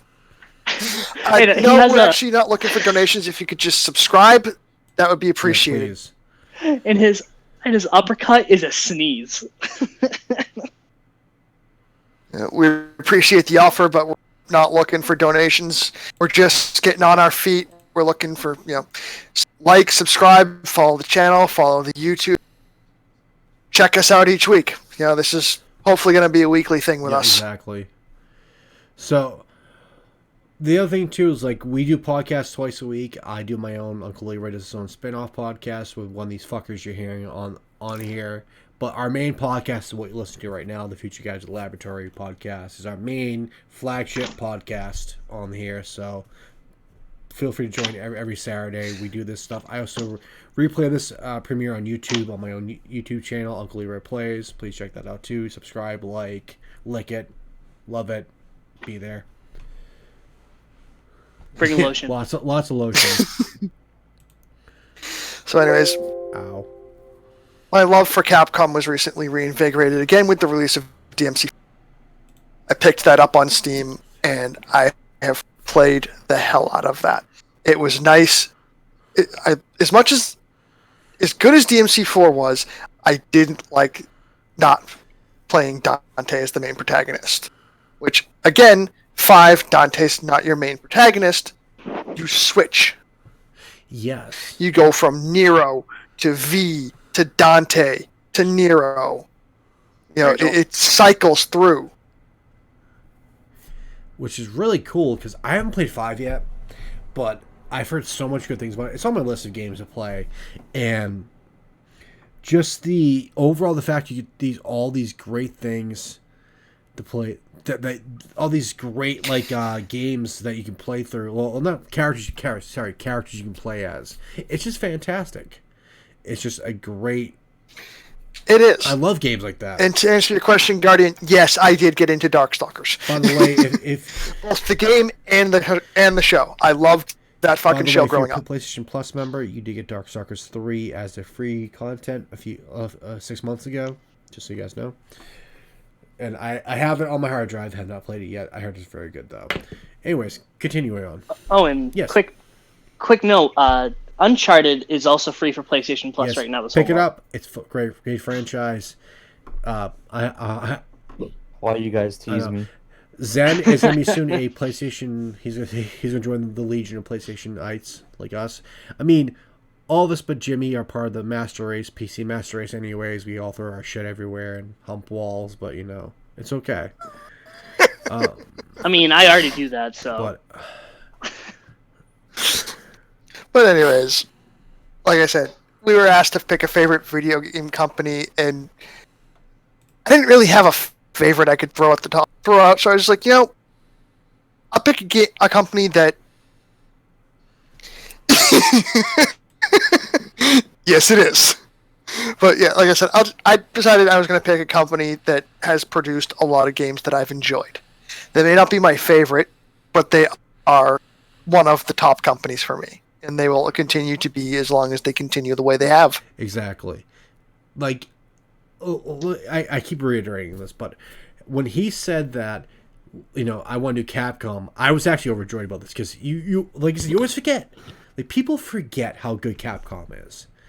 And it's upsetting. Yeah. Like, the game company I'm going to mention soon is another great one too, but Capcom overshadows most of the game companies out there for what they've done. They are the cream of the crop of the gaming community, like the other companies. And like I said, they'll last like 20 years out. They definitely will. Like my kids will be playing Capcom games, I think, personally, but we'll see. And I would agree with that. I mean, that pretty much sums up everything I can say about this. I mean, like we've said, they're huge. Oh, yeah. They have so much falls under the Capcom banner. And like Doug just said, you forget about it. You don't even think about it. It doesn't register because you're just so used to these games being around. Oh, yeah. You definitely are. It's just one of those things where it's just a common everyday thing for gamers, Capcom. You always see Capcom. I dread for the day that we do not see Capcom. It's just that much of a staple in our gaming community. It really is. Like, I think everyone in this chat, everyone who's a gamer has played at least one Capcom game. If you haven't, you're a fucking liar. Yeah. Yeah, like we said at the start. If you sit there and try and say you haven't played a Capcom game, you're a fucking liar. Yeah, and also Phoenix Wright for Smash, please. Please. Yeah, you can keep waving that banner there, Jimmy. That's not gonna happen. It's been speculation. Okay, I can Listen, dream. if Phoenix Wright came to Smash, Even the viewers are telling you no. if Phoenix Wright came to Smash, I think he'll probably break Smash. Just saying. You just sit there and point at them, and the person would die. And it's true. I'd drop Ganondorf, the main Phoenix Wright. We know. And then we'd lose you forever because you'd never fucking stop playing. Yeah, I know. I'd be like, sorry guys, can't join the podcast. Phoenix Wright just came out. See you later, Jimmy. Me a week later. All right, guys, I'm back. Smash is still really salty and toxic. All right, so shall we continue on with our last section of our thing? Moving on to you now, my brother. Before I go into my thing, I did mention earlier in the chat about the Q&A. If anyone's interested, Jimmy Sprinkles getting balled on his shit. He is. Oh God. Wait, who's getting called Game out? man's Sorry, you. oh My. So. Wait, is that Guardian? in chat right now. This is great. Is this Yes, Guardian it right is. now? Guardian. Oh, I'm gonna go You're talk awesome. to him in the next bedroom. Hold on. Where is Darnell? It's Darnell. Darnell, we love you. Thank you, Darnell. Thank you. Hold on. I'll be back. Bravo, Darnell. Bravo. Darnell, props. Fight me. Oh my God, fight me. He'll be knocking on your door in a minute. Here he comes to fuck up your day. Here's Sprinkles. Got something to say, Darnell? Got something to say, Darnell? For those of you that don't know, Darnell is currently crashing at Jimmy's house due to the pandemic and all Hey, this Darnell, shit. say hi to all the viewers. Wait, hold on. I'll go back.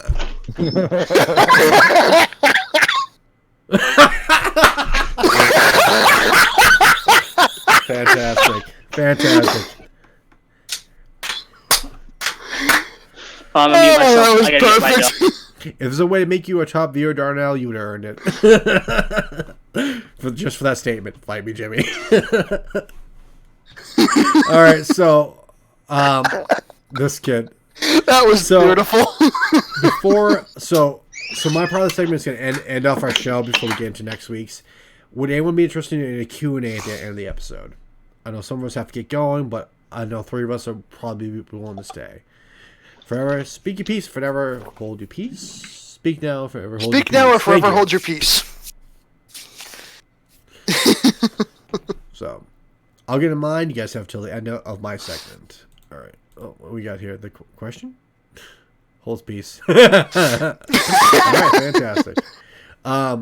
We may do an after hours special too after this. Talk about random shit. If people are interested, I will probably stream it if people are asking for it. If not, we can. If not, it'll be on YouTube. Record it and Yeah, post we it later. on YouTube later. So you guys let us know if you want to hear us do it after our session, just shooting the shit and just talk about random subjects. We can do that too. Ooh. I mean, we're all wonderful people, all totally What? sane. Oh yes, totally. Yeah, and Lying. I'm the most innocent one in the chat. He really just is, saying. though. He really is. I mean, when compared to a couple of filthy fucking degenerates like us, yes, he is. Who are you people? Fantastic. Resident Evil leaks are going to be based on Resident Evil 7 gameplay. Interesting. That is, I haven't played 7 yet. I'm not the biggest Resident Evil guy here. Unfortunately. That'd be a question better aimed at Zen. Yes. Huh? What? Who? So What? apparently, So Darnell said, "I've read the Resident Evil 8 leaks are going to be based on Resident Evil 7 gameplay. What is your view on this?" What was the news on that before? I believe you are right, because when they were making Resident Evil 2 remake, they had talked about 8 and how it was going to follow up with the new system, because it did very well. So I'm pretty sure that is a 90% fact. That is true. Hopefully, it's not all action based. I'm gonna so be but mad. anyways, No, the system first person going through and So, all that. I believe that's what they talked after about. I do my section on my favorite game company, we'll get to that. How about that? How about Zen? Help me do a little research, and then we'll hop on that before we close out the podcast. How about that?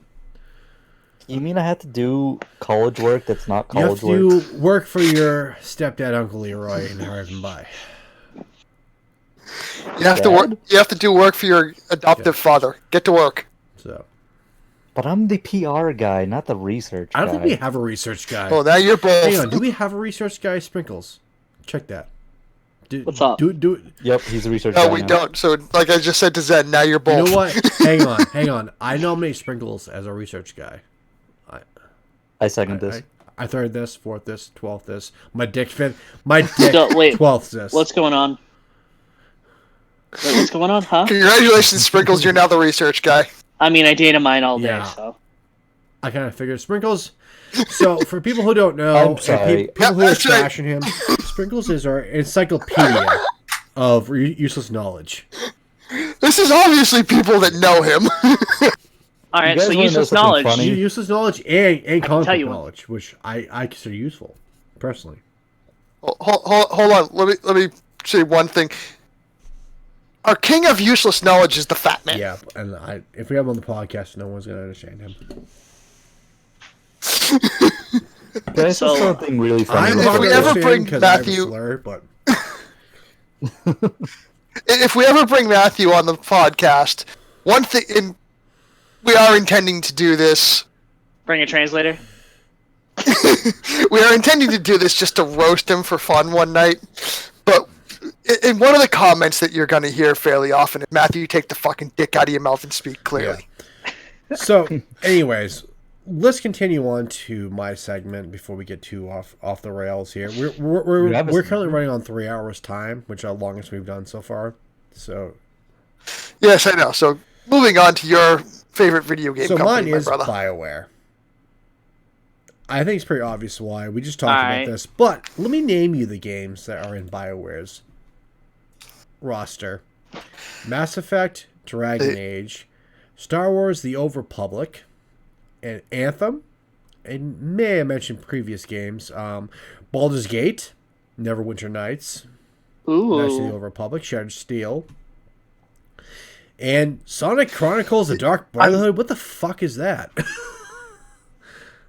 See, I'm glad you chose to do BioWare because I was going to, but I just went with Capcom instead. So BioWare. Hold on, I want to know about this Sonic game now. Hold on. Now he wants to do research. Hold on. Did you say Sonic in BioWare? Now he wants to do research, of course. I just exited out the window. My bad. Sorry, dudes. I'm going to Google. Ahead. So BioWare is just like I mentioned Mass Effect earlier. Lobo mentioned Dragon Age. I mean, come on. BioWare, Neverwinter Nights, Baldur's Gate, me growing up playing those games with my buddy RJ. Like, I mentioned before of how my junior high years were pretty horrible. I'm pretty sure I mentioned the podcast before. RJ and I were really close at that time. We played those games, and that's D&D. Prime D&D gaming is Baldur's Gate and the Neverwinter Nights, and BioWare was part of that. In one way or another. So BioWare has been in my life for a very long time, and I thoroughly enjoy BioWare. Mass Effect, my favorite game series, is from BioWare. And EA, fuck EA. EA, go die. Go in a hole. Hurry up. Come on, I'm waiting for this already. Mind you, EA Sports to the mind game. you, I do play some sports games like NHL and whatnot because I'm a hockey nerd. I should be Canadian. But another point.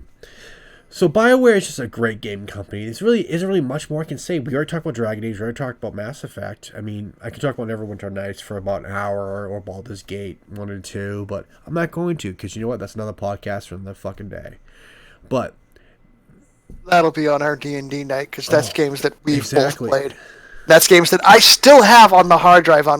I have an account on GOG, the Good Old Games website, and I have Baldur's Gate, Neverwinter Nights, all saved on my external hard drive. So no matter what fucking computer I'm on, I have the copies. Yeah, it's just those games for us older gamers are just classics. It's just one of those games where when we can't play D&D, because everyone in this podcast, all of our wonderful mouthpieces, all play D&D. In fact, I'm a DM. I run most of our D&D groups for our, As I mentioned earlier, before the quarantine and all this bullshit, we had a weekly camp. Yeah, a weekly campaign. Oh, I never played You're a D&D. liar. You're a lying sack of shit. Screw you, Oh, fucking alright. bard. But What is D&D? creatures. Yeah, I live under a rock. Listen, Mr. Warforged. So, anyways, but Mr. Threat Assessment over if there. you're a nerd and you want a nerdy game, you're gonna play a BioWare game. It's pretty much my staple. You got Mass Effect, Dragon Age, Baldur's Gate. You got fucking Knights of the Old Republic for Star Wars, which is a staple in Star Wars gaming. A fucking staple. I don't know any massive Star Wars fan who's not played Knights of the Old Republic. One of my close friends, I keep mentioning him, RJ, is replaying that game. My good buddy I work with, Mike Cazal, is replaying. Oh, was he replaying Old Republic? No, my buddy Andrew Provost, which probably isn't listening, but he's replaying Knights of the Old Republic. I've not had the privilege of playing that game yet, but it's on my list. But the only way you can get Knights of the Republic now is good old games, which kind of sucks because for some reason. GOG is awesome. Why still. though?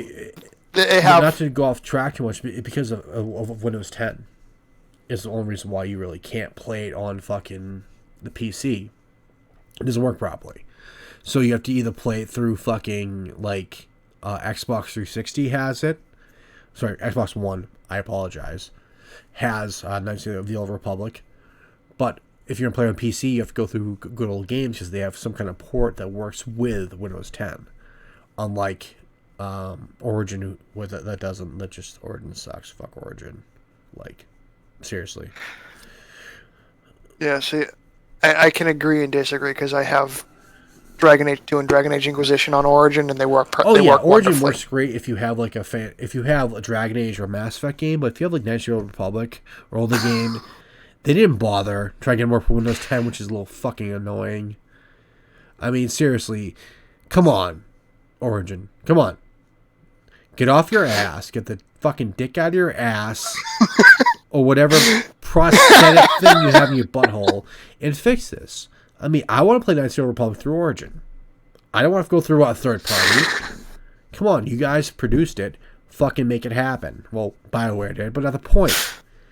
Make this happen. You see in the chat now. Unfortunately, for some reason, the on my OBS, the chat fucking failed. Afterwards, So we have comments here. EA sucks, Dinky. EA will tax your taxes. EA, oh my god, Origin is bad software. Is this Darnell? That was the EA will tax your taxes was Darnell. Yes. Proud of you, Darnell. Don't change. Don't ever change. Seriously. One One of these nights we'll have to drag you on here just to entertain. So Darnell, I do agree. Mass Effect 3 was on Wii U, which is weird because the other games weren't on there. But same thing with PlayStation 2. So Mass Effect was mainly a PC or Xbox Microsoft product, and then PlayStation 3 got the Mass Effect trilogy, which EA, BioWare, if you do not put the HD remaster of that on PlayStation 4 or 5, I'm gonna go bomb your fucking house. No, I'm kidding. Well, Hiroshima Part Stop 2. threatening the game companies. Sorry, I'm joking. I'm not gonna bomb. I'm just gonna take a dump on your doorstep. Like seriously, there needs to be HD remaster of the trilogy, but it's one of those things where why put on the Wii U? I mean, come on. That game. Yeah, that is kind of random. It's severely random. I mean, to be fair, the Wii U only had one successful game, and I'm not even joking when I said it was Smash Bros. It really Wii U. was, Other yeah. than that, nobody else bought. I have a Wii. I have a soft modded Wii. Oops. Call the police. I have a soft modded Wii. Alright, I'm on it. Darnell, would you go take his phone away from him? I have a soft modded Wii. I never bought a Wii U. I thought about buying a Wii U because Sprinkles and I were talking about all the games and stuff like that. Then the Switch came out. And I have to say something right now. And I hope you assholes are listening out there. You dickheads who use that wonderful shark software to buy all the Switches. I hate you. I hope you die a slow, painful death. Because my kid can't play Animal Crossing. Die. You're fucking cunts. And I can't play Three Houses, so I'm pretty mad. So, mind you, yeah, fuck you guys. Sorry, now I'm just getting angry. But, yeah. All right, so moving on before Doug goes too far down that angry rabbit hole. I'm still really angry right now because I should have a Switch right now. I can't because you fucking assholes. Anyways, BioWare is just a fantastic company. The EA sucks. We all agree EA is a fucking bunch of douchebags, but BioWare is the yin to the yang. All right, it is the good to the bad. Like EA sucks, but BioWare makes EA look good when it comes to Mass Effect. It really does. So that's why I like BioWare. BioWare makes my favorite game franchise, like we talked about earlier. BioWare is just a fantastic franchise, but that's really about it for me for BioWare. I mean, I really can't say much else besides I talked about Knights of the Old Republic, Neverwinter Nights, Baldur's Gate, Mass Effect, Dragon Age. I mean, what more can you say? What more can you say? Do we want to get our Q&A section, or do we want to end the podcast? We'll leave that up to you guys and the viewers. Zen, how you doing on time, buddy? I'm getting tired, but I can do a Q&A. Right. I wouldn't mind it. All right, so we're going to open this up for the next minutes to the chat. Any questions you would like to ask us? And you guys have about 5 minutes to answer, motherfuckers. Yeah, the old fuck did really monopolize the football games. Fucking Madden. Did he die like recently too? Like John Madden, did he die like the last 10 years or whatnot? Well, that is recent, but I think I know sport things. Nope. All I care about is like three What's things: magic, anime, and sometimes booze. all right, don't lie about the booze thing. Don't fucking lie there. I don't have a problem. You have a problem. He ain't dead. He's still alive.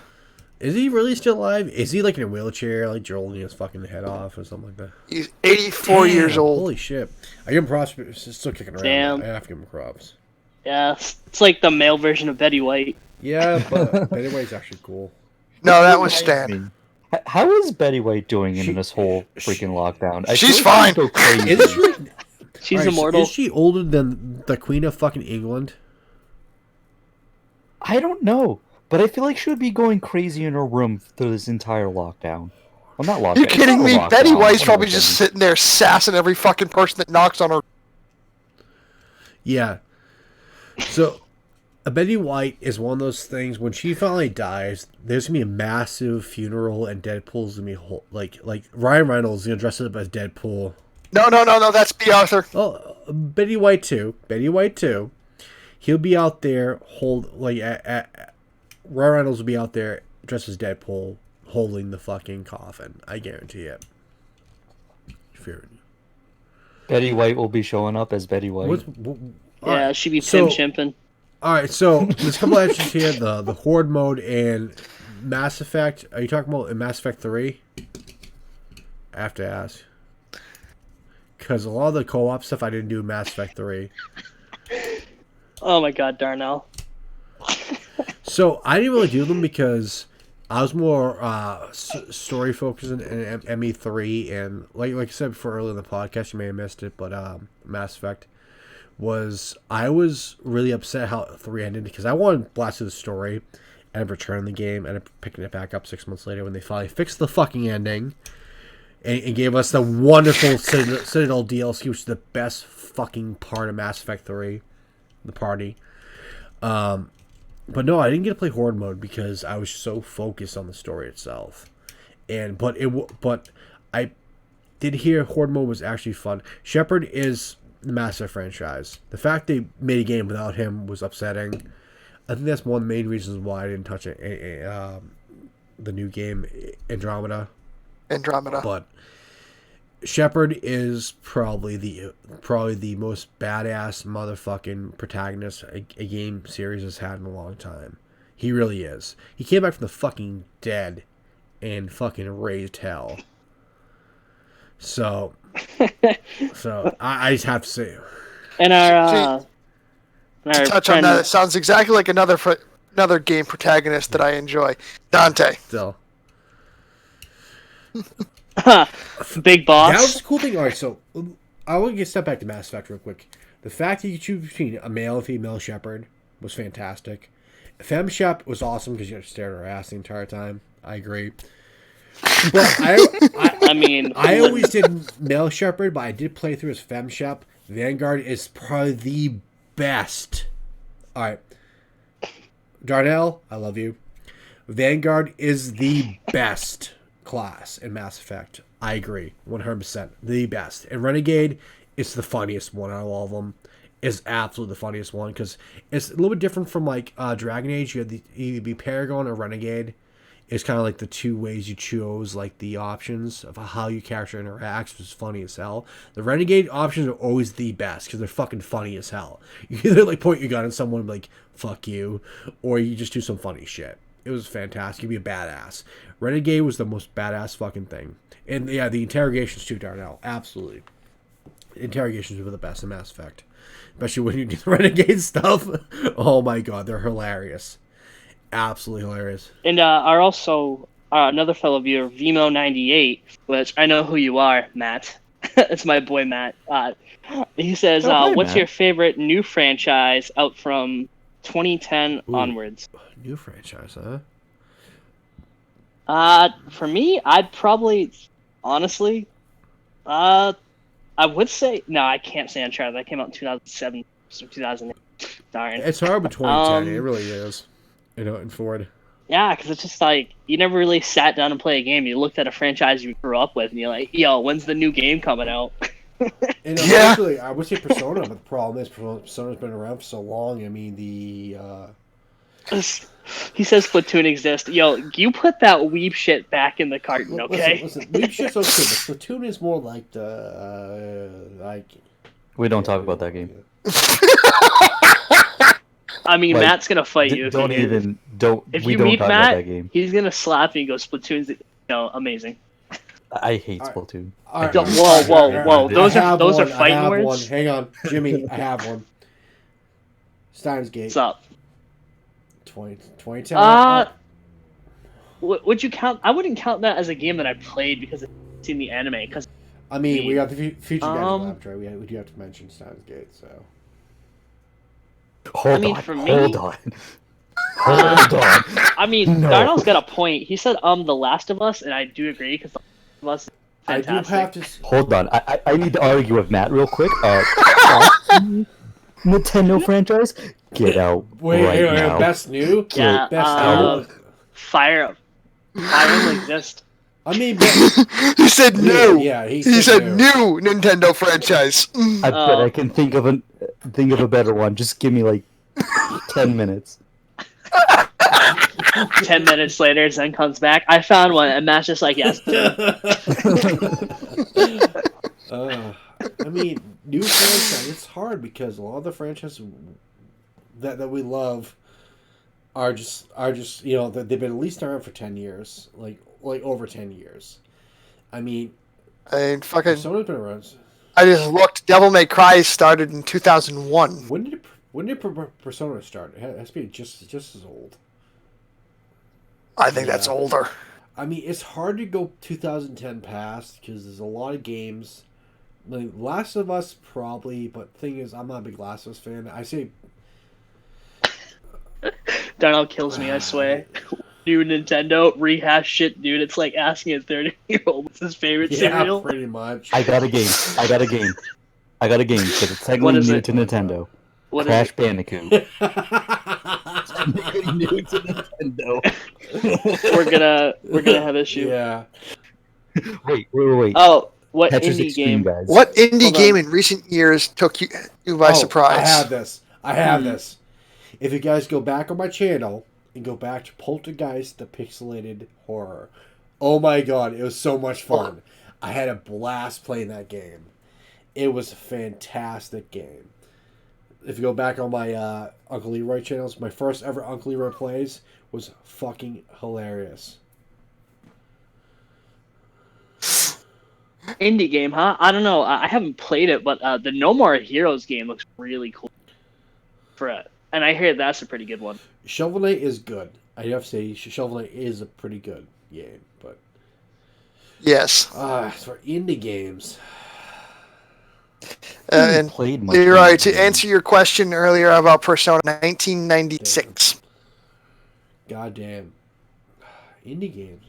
First release, Revelations Persona, September 20th, 1996. Wow. The game's older than most people I know. Oh, yeah. Matt Vimo just also said Cuphead. Yeah.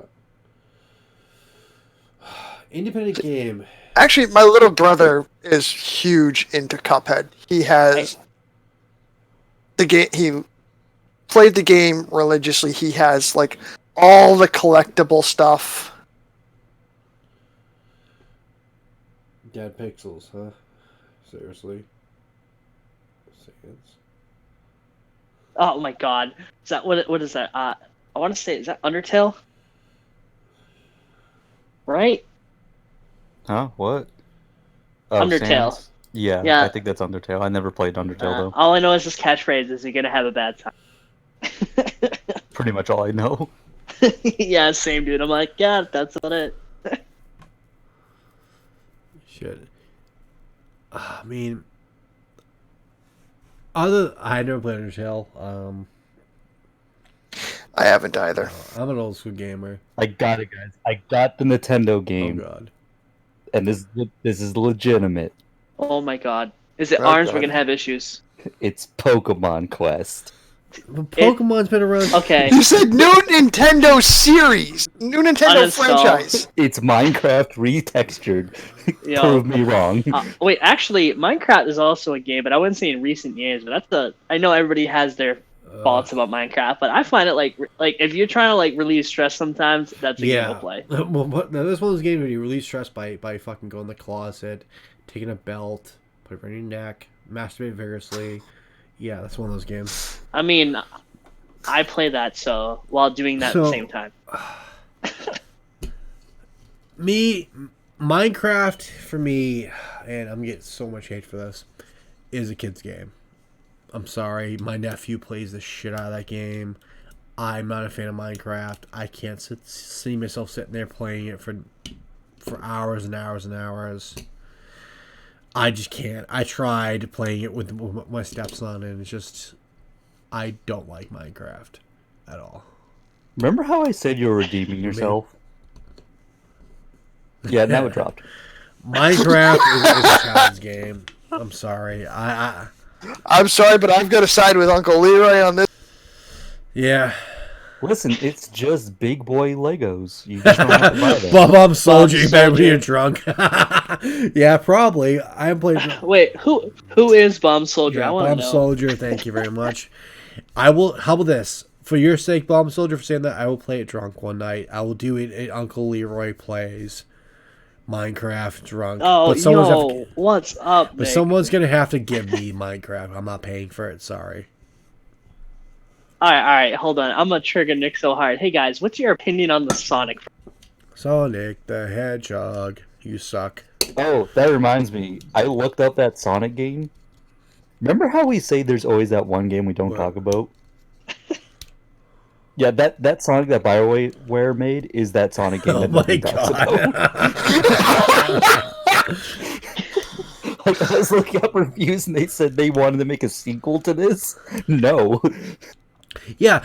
I was heard Sonic movie, people? I've not seen it yet. Unfortunately, by the time I I need to stole it, like always. I did actually bring up Anthem during my talk about BioWare, which you probably missed. But Sonic 06 exists. I agree.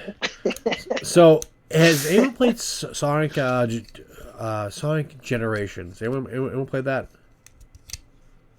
So, truth time, I've only ever played one Sonic game ever I in my played a lot life. as a kid. I can't lie. I never owned a Sega Genesis, but my cousins did. Every time I went over to their house, I played the shit out of those games with them. So, Sonic. Yeah, Bomb Soldier, there is one Sonic game that is apparently worse than any of those. It was apparently a Sonic game developed by BioWare. Where the premise is wait. Sonic goes into an altered dimension where chows are like evil or something. From what the Speaking of reviews say. Sonic. I mean, Hey, it's not as hey. bad. It's not as bad as Metal Gear Hey Survive. guys, speaking of Sonic, let's trigger Lobo. Oh, go fuck yourself. Have you seen the Queen? She know the way. Oh god. Please join our Discord so you can see the cursed image. Listen here, you filthy fucking cunt. Save that shit for when someone else is around. I think this stream needs to see my I child think it does now. too. I think it really does. Which reminds me, I don't think I posted the updated Oh child. god. Oh, Alright. Cursed image. Alright. I have a thing that we should ask our viewers. We should ask them what they think about certain franchises that we're talking about, or gaming companies. Yes. What is your favorite game company, and did you have a difference in opinion of what we had for our favorite game companies? For those who missed it, our favorite game companies were Naughty Dog, Lionhead Studios, BioWare, and Capcom. And once you state who said who. So Lobo said Cap. You mentioned Lionhead. I need to get my tissues. So Lionhead was Zen, Naughty Dog was Sprinkles, BioWare was myself, and Capcom was Sir Lobo.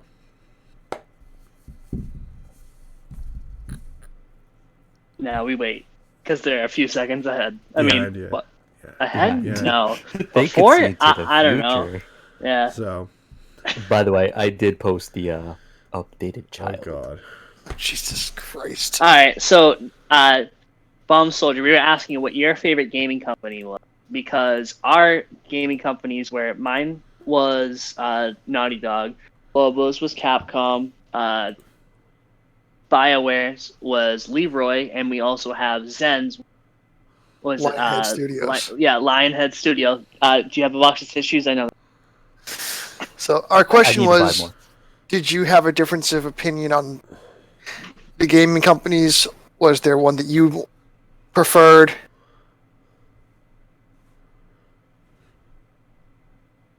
Or did you agree with some of what we said?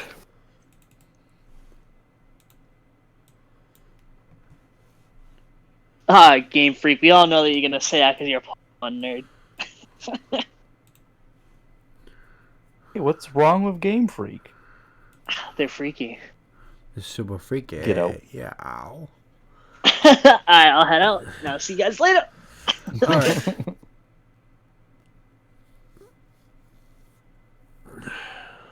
Oh, 100% they suck. They absolutely suck. Ooh, Vimo said, I love Sega for Phantasy Star. Phantasy Star is an underrated game I've been hearing. How did I know he was going to say that? Oh, wait, because I see it on his Facebook all the time. All the freaking time.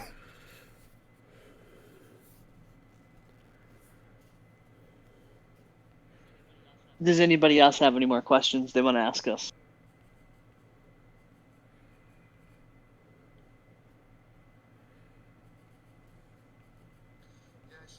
Yeah, I keep seeing PSO2 advertised on Facebook all the time now. Yeah, they are getting there, darn it. And also, I would have faith in Square, but they're grubbers. Yeah, Final Fantasy Yeah. Remake, right? Like, here you go, Chapter 1.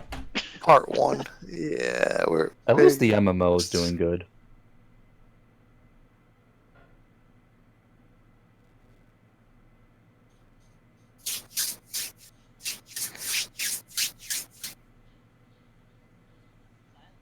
Silence, guys. Great. Good talk. I was reading the chat for a second here. I mean, I can make it not silent. Oh, no. No. Yo, we pimp Guardian. chimpin' boys. Alright, stop. Oh, old Yes, Bungie? old Bungie was good shit. Yeah. Oh, 100%. Yo, Halo 1 to Reach, I agree. Yeah, 4 is when they I mean, 4's not bad, it's just not great. it should have ended at 4. Like 100%. No Yeah. 5, no this upcoming Infinite.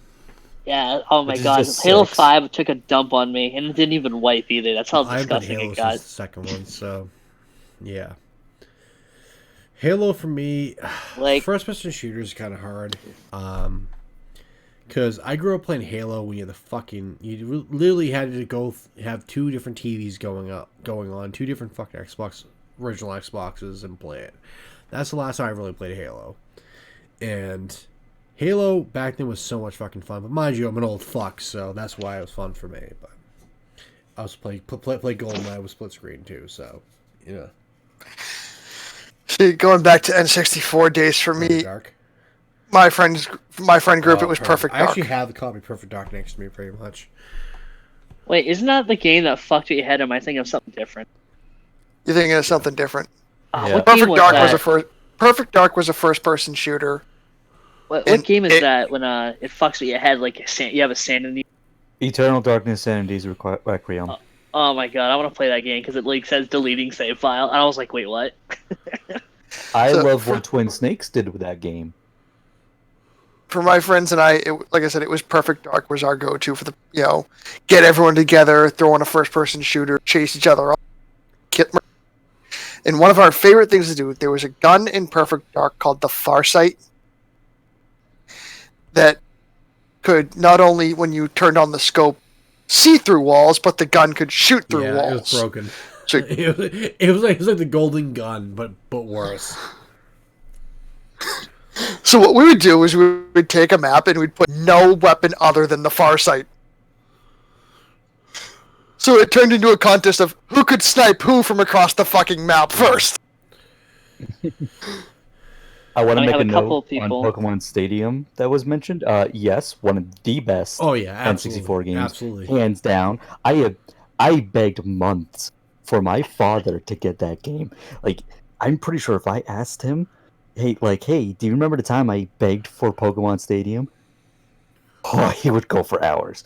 But yes, but Zelda's better. See, But Zelda's I better. got Pokemon Stadium for my birthday, and I had beaten Red and Blue hardcore. So when I hopped on Pokemon Stadium with my save files, Red and Blue, I smoked Pokemon Stadium. Smoked it. I'm just saying, one of our people saying Excite Bike 64 exists. Yo, Matt, leave the chat. I like Bomb Soldier. I like Bomb Soldier's response here. Mega Man Legends or Mega Man 64 since we're Yeah. See, both very good games. I mean, guys, come on. There's Castlevania 64 too. What can I say? Hold on. Listen, Sprinkles, we know you don't like Castlevania. Pipe down. I've Are only you played like dissing two on of one of them. my favorite N64 games? What? Go back to your corner, Sprinkles. I love Castlevania N64. Love it. I would Alright. play it again if I could.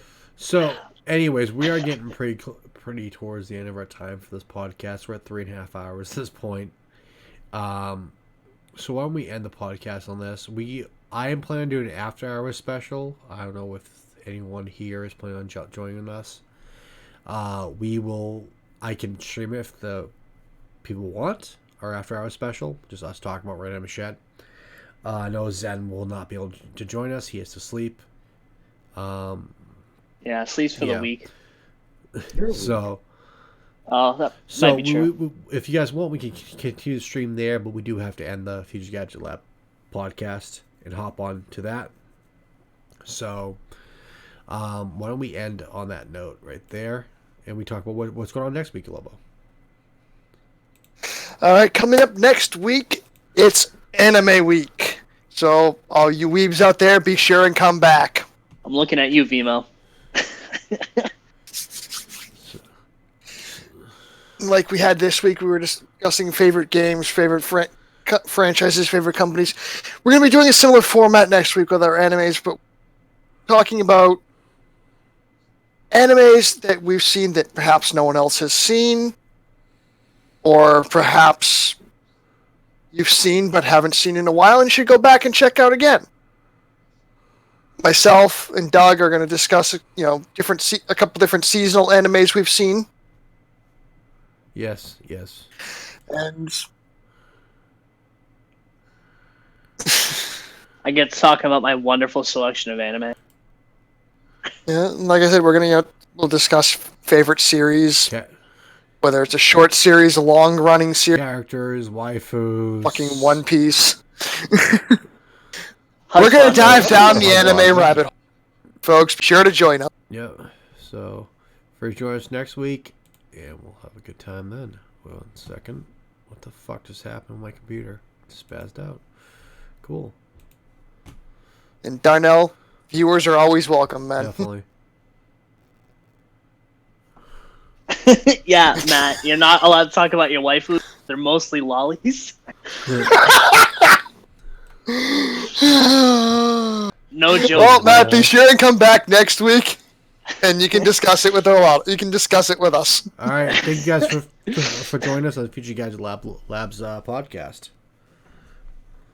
Thank you again for another wonderful week. We'll see you next week, folks. Later. Adios.